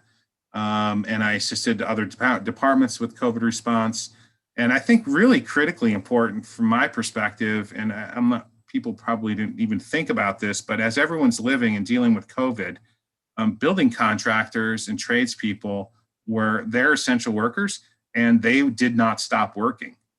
They were working the entire time. And meanwhile, we have multiple contractors, many people working on job sites.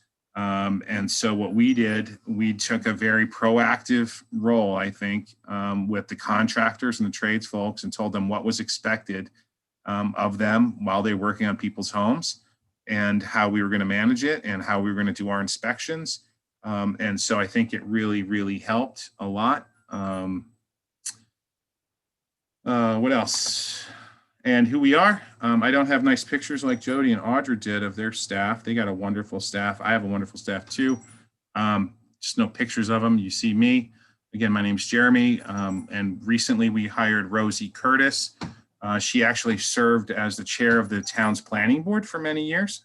And she's a licensed architect. She's done some development work on her own. She's worked for municipalities as a licensed architect. And she's been fantastic. We hired her. She's been with us for about a month, and it's been a great thing.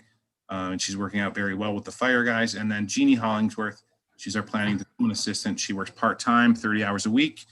Part of that time is we allocate to assessing. We kind of handle a lot of their administrative stuff, phone calls that come into Jeannie's office, and she passes them on through. That's who we are. Professional organizations and memberships. We are members of the Maine Building Officials and Inspectors Association, the Maine Association of Planners, the American Planning Association, the Northern New England Chapter, the International Code Council. Again, I mentioned the Maine Adaptation Providers Network, which is working on climate change and sea level rise. We have a Maine licensed architect, that's Rosie, and I'm certified in land use, shoreline zoning, floodplain management, residential and commercial building, residential and commercial energy, internal plumbing, subsurface wastewater, legal issues, and residential radon.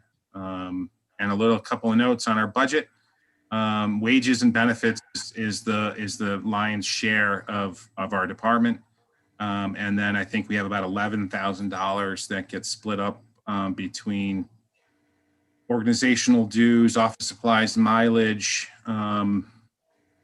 what else? Office supplies, marketing, a little bit of marketing, printing, and that's about it. Everything else, that's about $11,000. Everything else, for the most part, is wages and benefits. And that's me. That's the Planning and Development Department. I'm certainly here to answer your questions. And if you, outside of this meeting, have any questions about any of these topics, feel free to reach out to me in the town office or send me an email at any time.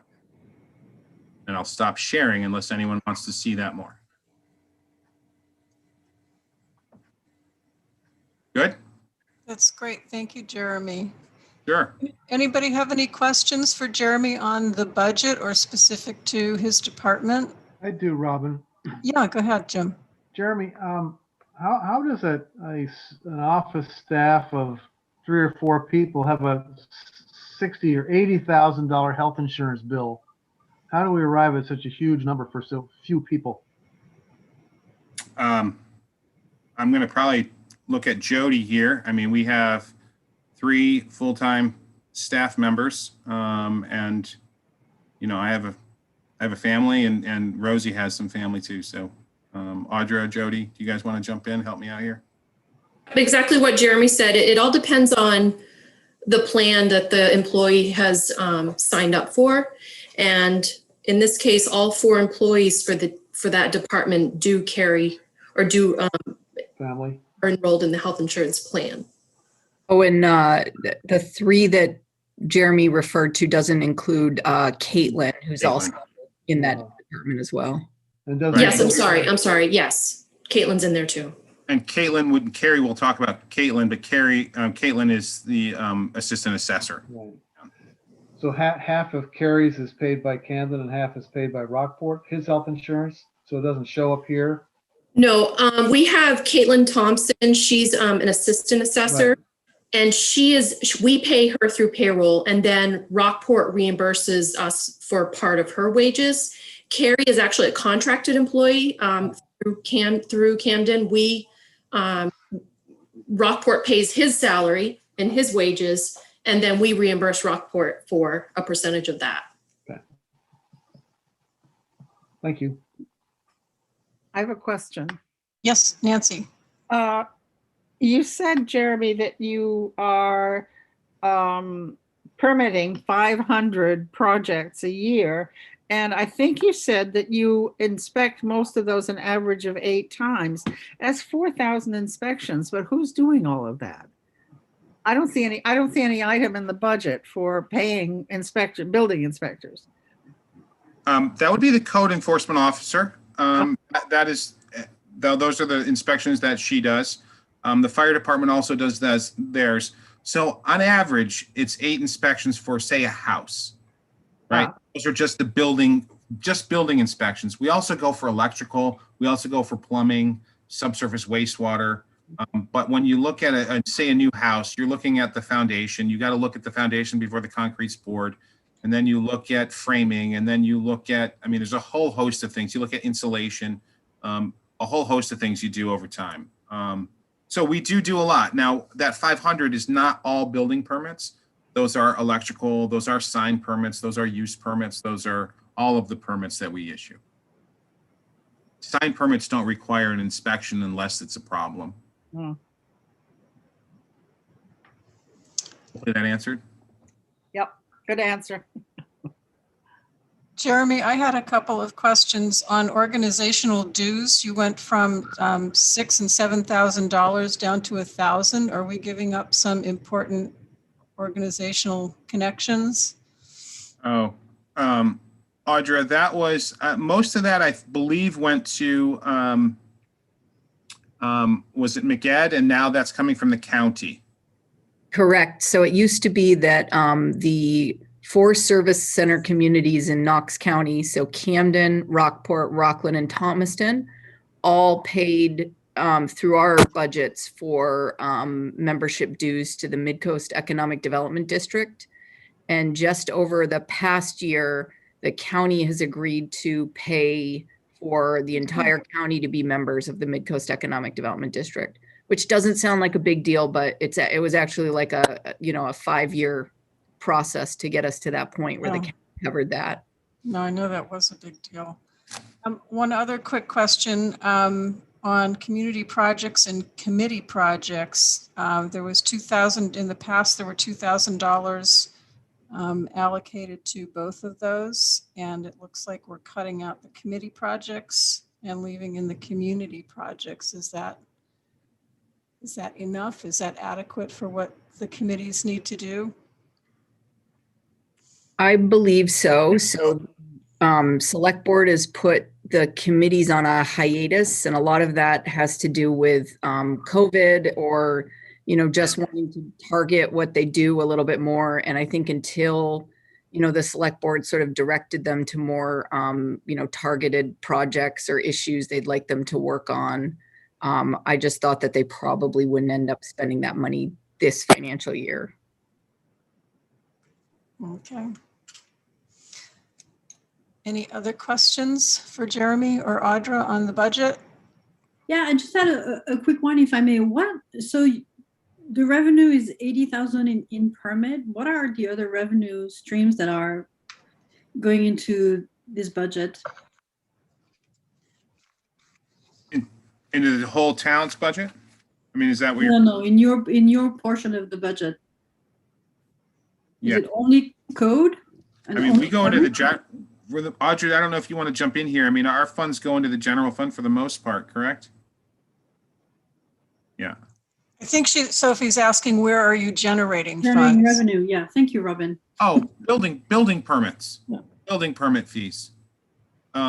building permit fees, electrical permit fees, site plan.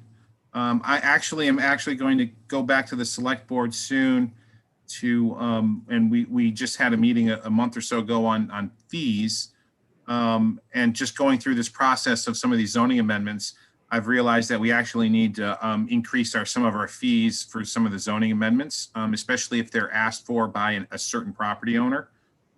We need to make sure we're covering the costs. Somebody's request for a zoning amendment. There's a lot of notice. Putting things in the newspaper costs a lot of money. So I'm going to be looking to up the fees a little bit. And again, what we're trying to do is we're trying to make sure that people that are requesting permits or requesting things are paying for those services, and they're not coming from, every taxpayer is not paying for our services for certain other taxpayers. We're trying to, fund as much as we can our inspections and our work out of their permits that we receive. So that's our goal. Thank you. Nancy? Oh, sorry. Go ahead, Nancy. Nancy, you just went on mute. Okay, all right, here I am. This is a slightly philosophical question. We were talking about affordable housing, and something that goes along with affordable housing is jobs. And so I'm wondering, as planning and development director, how far ahead do you look to think about the overall structure of the town? Thinking, we're turning into kind of a rich person's bedroom community. It would be great to be able to attract more small scale manufacturing industry, that kind of thing. Is that something that the town government can do, or is that up to individual citizens to try and target things like that? Yeah, that's a good question. It really is. I will say, I think it's a regional, that we need to look at this kind of regionally. And I think oftentimes communities look at this kind of individually and in their own silo. We really need to look at economic development on a regional scale from my perspective. If you look at Camden, we don't have a lot of town that's zoned commercial. We really don't. We have an industrial area over by Colcourt Avenue. It's very small. We don't have a lot of commercial, areas. But I think, our efforts, I do think what's really unique about Camden are some of the small tradesmen folks. We have a lot of our zones allowed tradesmen shops in residential zones. And there's a lot of people taking advantage of it. And so I think those are really, unique opportunity that we can continue to build on. I think one thing that, from an economic development perspective, the biggest thing that I think that we can do, and John French here, listening to him or trying to listen to him and asking him to turn off his video, is the big one. And I think everyone, when people move here for the community that it is. I mean, it's an amazing, it's beautiful. The outdoor recreational opportunities are fantastic. Unlike most places in the country, really. There's a reason people are drawn here. But you get outside, even inside. I mean, where John French is, and internet service is spotty. And the biggest thing I think that we can do from an economic development perspective is work really hard to try to bring fiber internet, fiber or broadband at certain levels to a single house, because then what can happen is people can really start working from home, and it can really ramp up. And I think that's our biggest economic opportunity from my perspective on what we can do from economic development in town. Is that answer, Nancy? Yeah, that's great. Thank you. Yeah. Sarah, question? I was just mostly going to echo, as a family that moved here from the Bay Area and working remotely pre-COVID.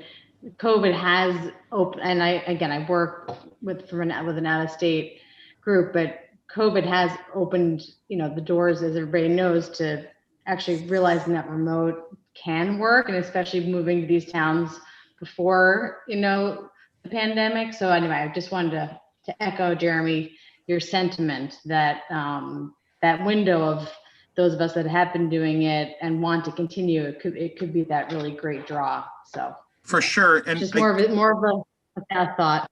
Yeah, I guess, and maybe I can just finish that by saying, and this is really kind of, we have a really unique opportunity with the group that we have right now working on this. And there's been a small group from Camden and Rockport looking at this for since I came to Camden, and we've recently kind of expanded this, and we're actually looking from Northport to Owl's Head, South Thomaston, Union, Hope, Rockland, Rockport, Northport, at trying to bring this whole region, into a place that is nowhere in Maine right now. I know down in the southern part of state, Sanford, they're working on it pretty good. I know that there's some folks down east in Baileyville down that way working at it. But imagine if we can have from Northport to Owl's Head, have fiber to every premises. I mean, that would really put this region on a map and make our economy incredibly strong. And I think that's our hope. And I think we can do it and not impact taxpayers. So. Thank you, Jeremy. Yep. Shelley, do you have a question? I do. Jeremy mentioned he thinks economic development is the responsibility of a regional initiative. Is there an active regional initiative looking at economic development that Camden is actively involved in other than fiber optics? Yes, we are part of the Mid-Coast Economic Development District. I'm actually the president of the board. So we are very active with that organization, and that stretches all the. How that translates into economic development in the town of Camden? What do you bring back from that? Well, once you're a member of the Economic Development District, you're able to have access to a number of federal grant opportunities that you wouldn't otherwise be eligible for. So a good example is the Northern Border Regional Commission and the Economic Development Administration's funding sources. So, I think projects looking forward, like the redevelopment of the public landing, would be great candidates for those sorts of funding sources. And I think when we get to a point where we have a plan of exactly what we're going to do at the public landing, and we have, engineered plans and cost estimates, we're going to be in a really good position to get some pretty significant federal investment in Camden. And do we see any of that transpiring in the next 2 or 3 years looking forward, as we have a lack of economic development happening right now?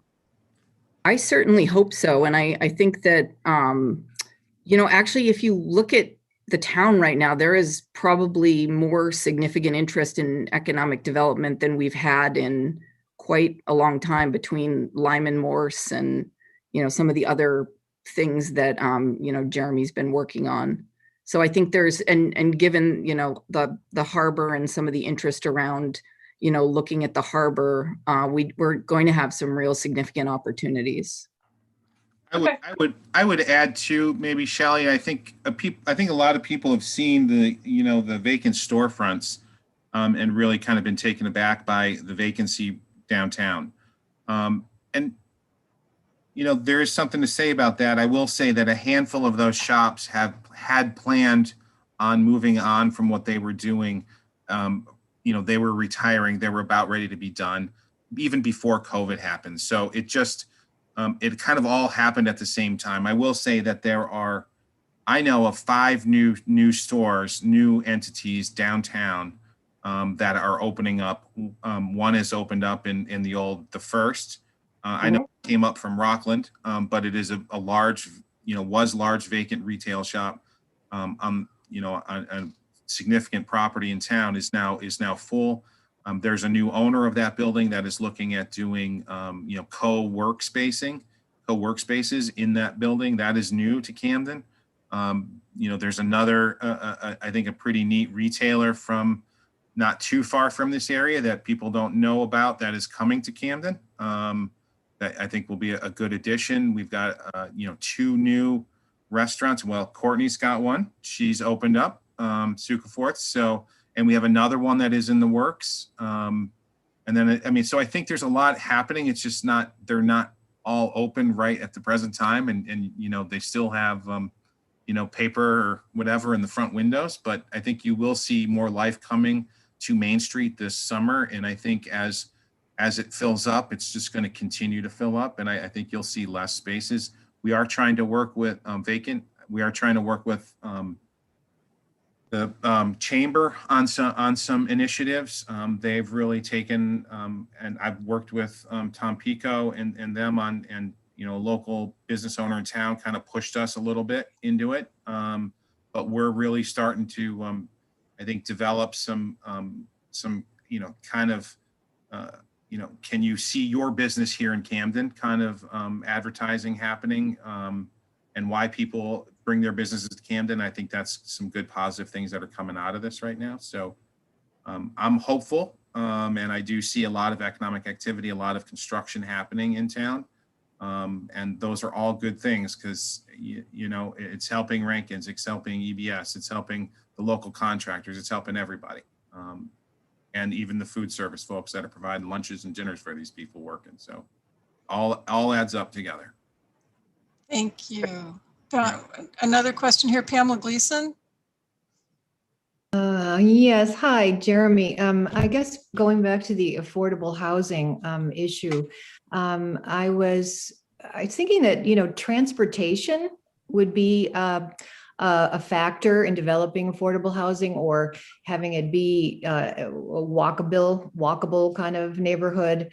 Are there any regional, maybe I don't know about it, are there regional plans to develop any kind of transportation system for people to get from one place to another?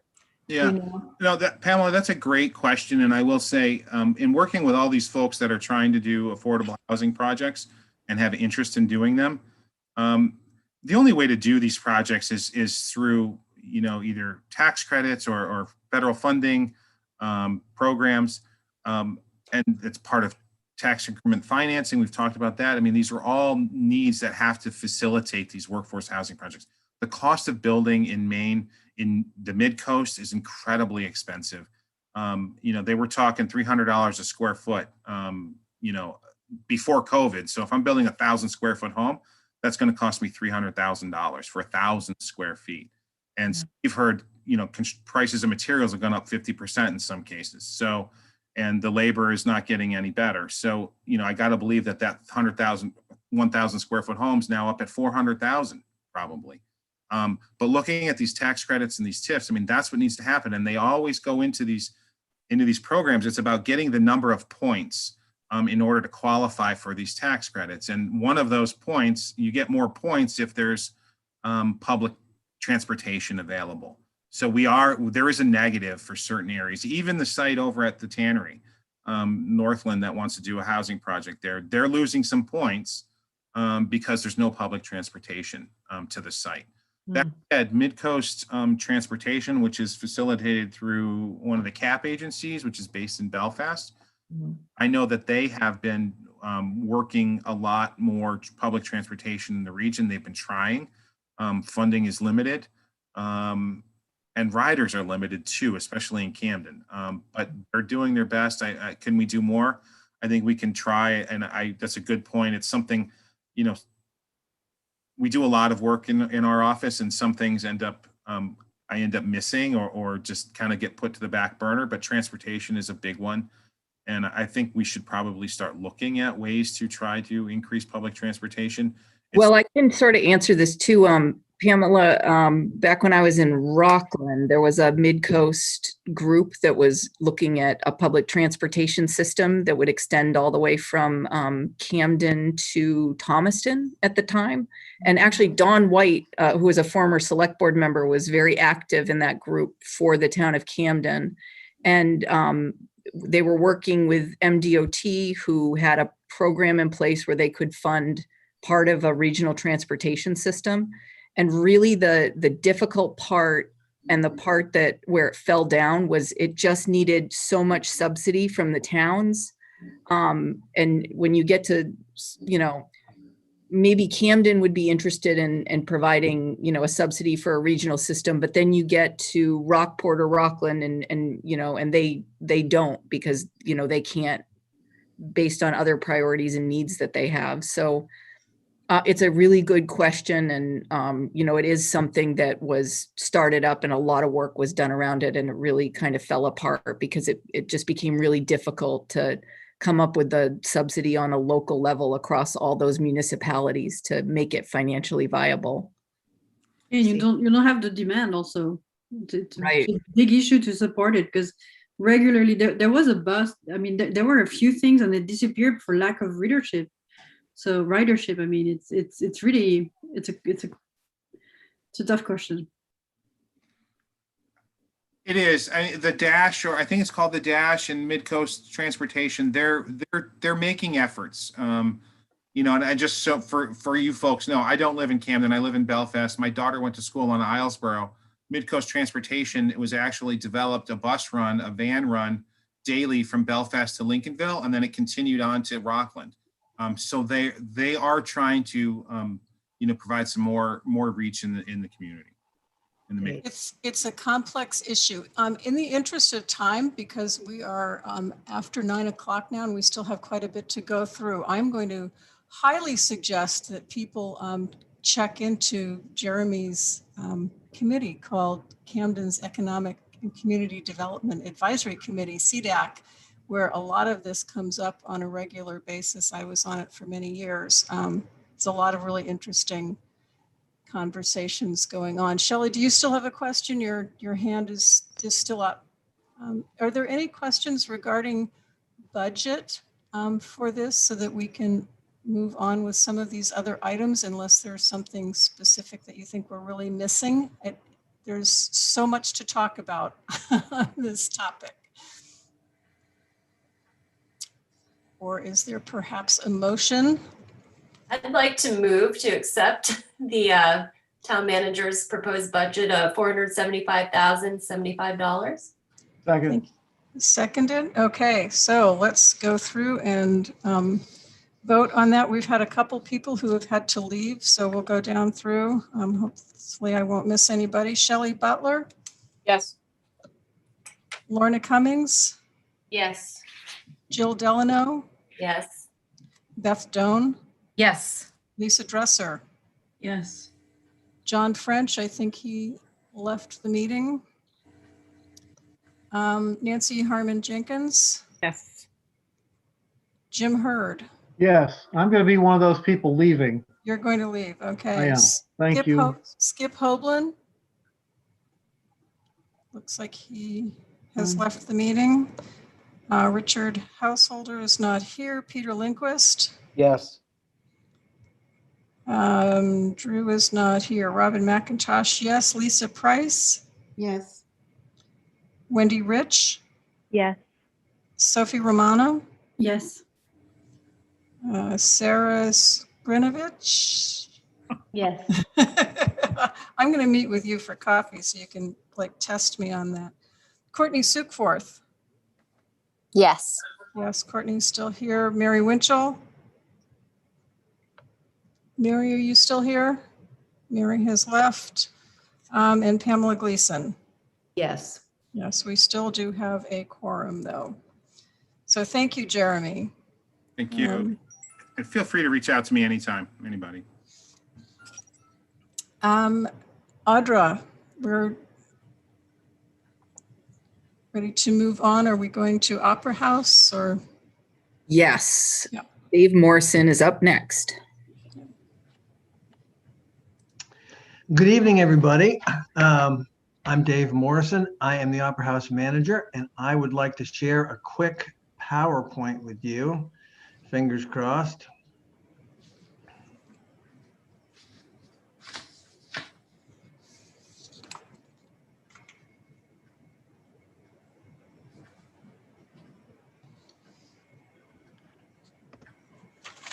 Up until recently, the Camden Opera House has been a part rental, part producing venue. Our goal, whether it was on behalf of the schools, dance companies, theater groups, or any other renters, or for our own shows, was to put as many people as possible in a large room. In the case of Pop Tech or SIF or Camden Conference, sometimes for days on end. Then, as we all know, things changed. For the safety of our community and our staff, we had to try to reschedule and ultimately cancel every event that we had booked. We had the challenge and the opportunity to reimagine how we lived up to our mission of bringing the best of arts and entertainment to Camden and the Mid-Coast. In April, I started an email group that included all the various venues in our area, from the Chocolate Church in Bath to Opera House Arts in Stonington. We shared information and resources, and we commiserated. In the end, only one theater was able to reopen to audiences. It's the one marked in red, the Camden Opera House. In July, the Maine State CDC moved to a phase that allowed up to 50 people in a public space. And in August, we began the Soundcheck Performance Series. 45 tickets sold with audience members spread out, no touch, advanced ticketing and assigned seating, masks, all safety protocols, Maine artists playing short sets, and a free live stream. We booked all manner of shows, and the shows quickly became popular with both audience and performers. The free live stream not only made the shows accessible for anyone to enjoy, but our audience grew. People from all over the country tuned in. In this slide, you can see local favorites, the Gawler Sisters. This particular show had 1,400 views at the time I took this screenshot. All in all, we've had well over 17,000 views of our shows. We did 3 Maine-made music concerts, 3 literary salons, 15 soundcheck shows, and that's 15 so far. We have 20 more booked. All of the performances have been underwritten by donations to the Community Arts Fund and local sponsors. In November, responding to the requests of some of the artists, we moved to a no audience free live stream model. Even with no ticket income, the Community Arts Fund was still able to pay for the shows rather than the town of Camden. Our neighbors have responded to our requests with enormous generosity. Our model evolved from one that was based on rentals and large productions to one that's based on smaller, simpler events that are accessible to anyone with a computer. As it turns out, this seems to be a sustainable model. All 27 shows, including the ones that were benefits for local charities, were paid for from the Community Arts Fund. So the big question is, what's next? And the answer is, we don't know. We do know that we will continue to provide quality arts and entertainment. We know that live streaming is here to stay. And we know that we will welcome folks back in and book wonderful touring shows again. We're not completely sure how or when. We are aiming to have audiences back in, hopefully on April 23rd, which is going to be a wonderful Gordon Bach show. But everything we do is driven by the Maine CDC and what we're allowed to do. This is our staff. On the left is Dagny Ernest, our box office and promotions manager. She handles the website, social media, press releases, print and radio ads, posters, emailers, ticketing, and more. She works 25 hours a week. On the right is Juniper Purinton, our full-time technical director. She oversees all sound, stage, lighting, and video operations. And in the case of the soundcheck shows, she does that all at once. And she handles all logistics with the performers. While our doors were closed, she did many painting and repair projects.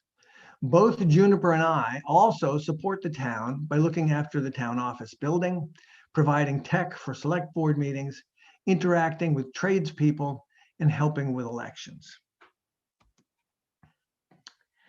Our operating budget has been slightly reduced this year on both the lines for the town office, which is 0106, and for the Opera House, which is 0107.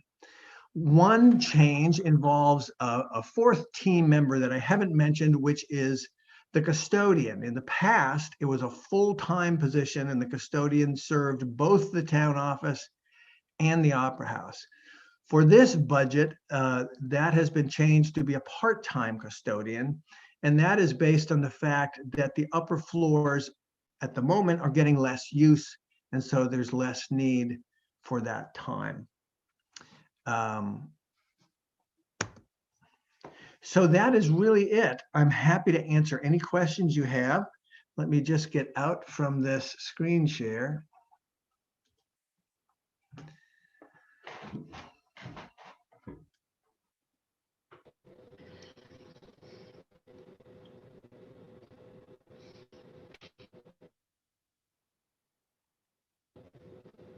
Those are the kind of questions I like. Do you want me is it okay to ask one? Can you guys hear me? Yes, go ahead. Sorry, it's that time of night. In terms of the custodian, in the part-time, I'm gonna put my optimistic glasses on. I mean, when things, as they start to reopen, and knowing some of the cleaning measures and, additional measures as, the occupancy increases, wouldn't you anticipate that moving potentially back closer to full-time, or I guess the question would be, but it would probably require much more as, should things reopen more fully. And so I don't know if half-time would be enough at that point.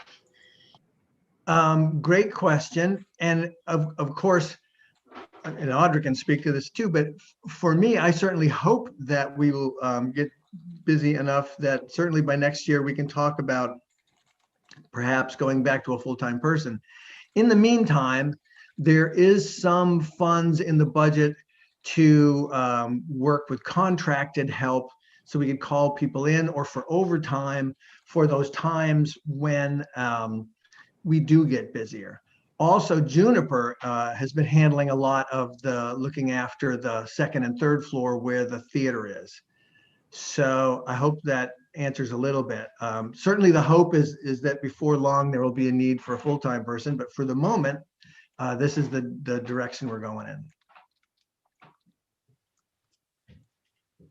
Thank you. Sophie. Yeah, Dave, I want to thank you very much for this presentation. And I remember last year's budget committee, I was very worried about the Opera House and your creativity and your ability to pivot and to put those shows together that are really, really cool. It's just amazing. So I want to, my hats to you. It's really an awesome job. The Opera House is one of the reasons I moved to Camden. So yoo-hoo, well done. Well, thank you so much. It's been really inspiring that we've gotten a lot of help. We have a great team, and the community has responded really powerfully, which is gratifying. Great, thank you. Any other questions? And I second that, Sophie. It's a great marketing tool for our whole area, telling us how wonderful we are. Any other questions? Are we looking at the one budget? There are two budgets that are related to the Opera House Town Office and Opera House Auditorium. Are we looking at them both at this point, or just one?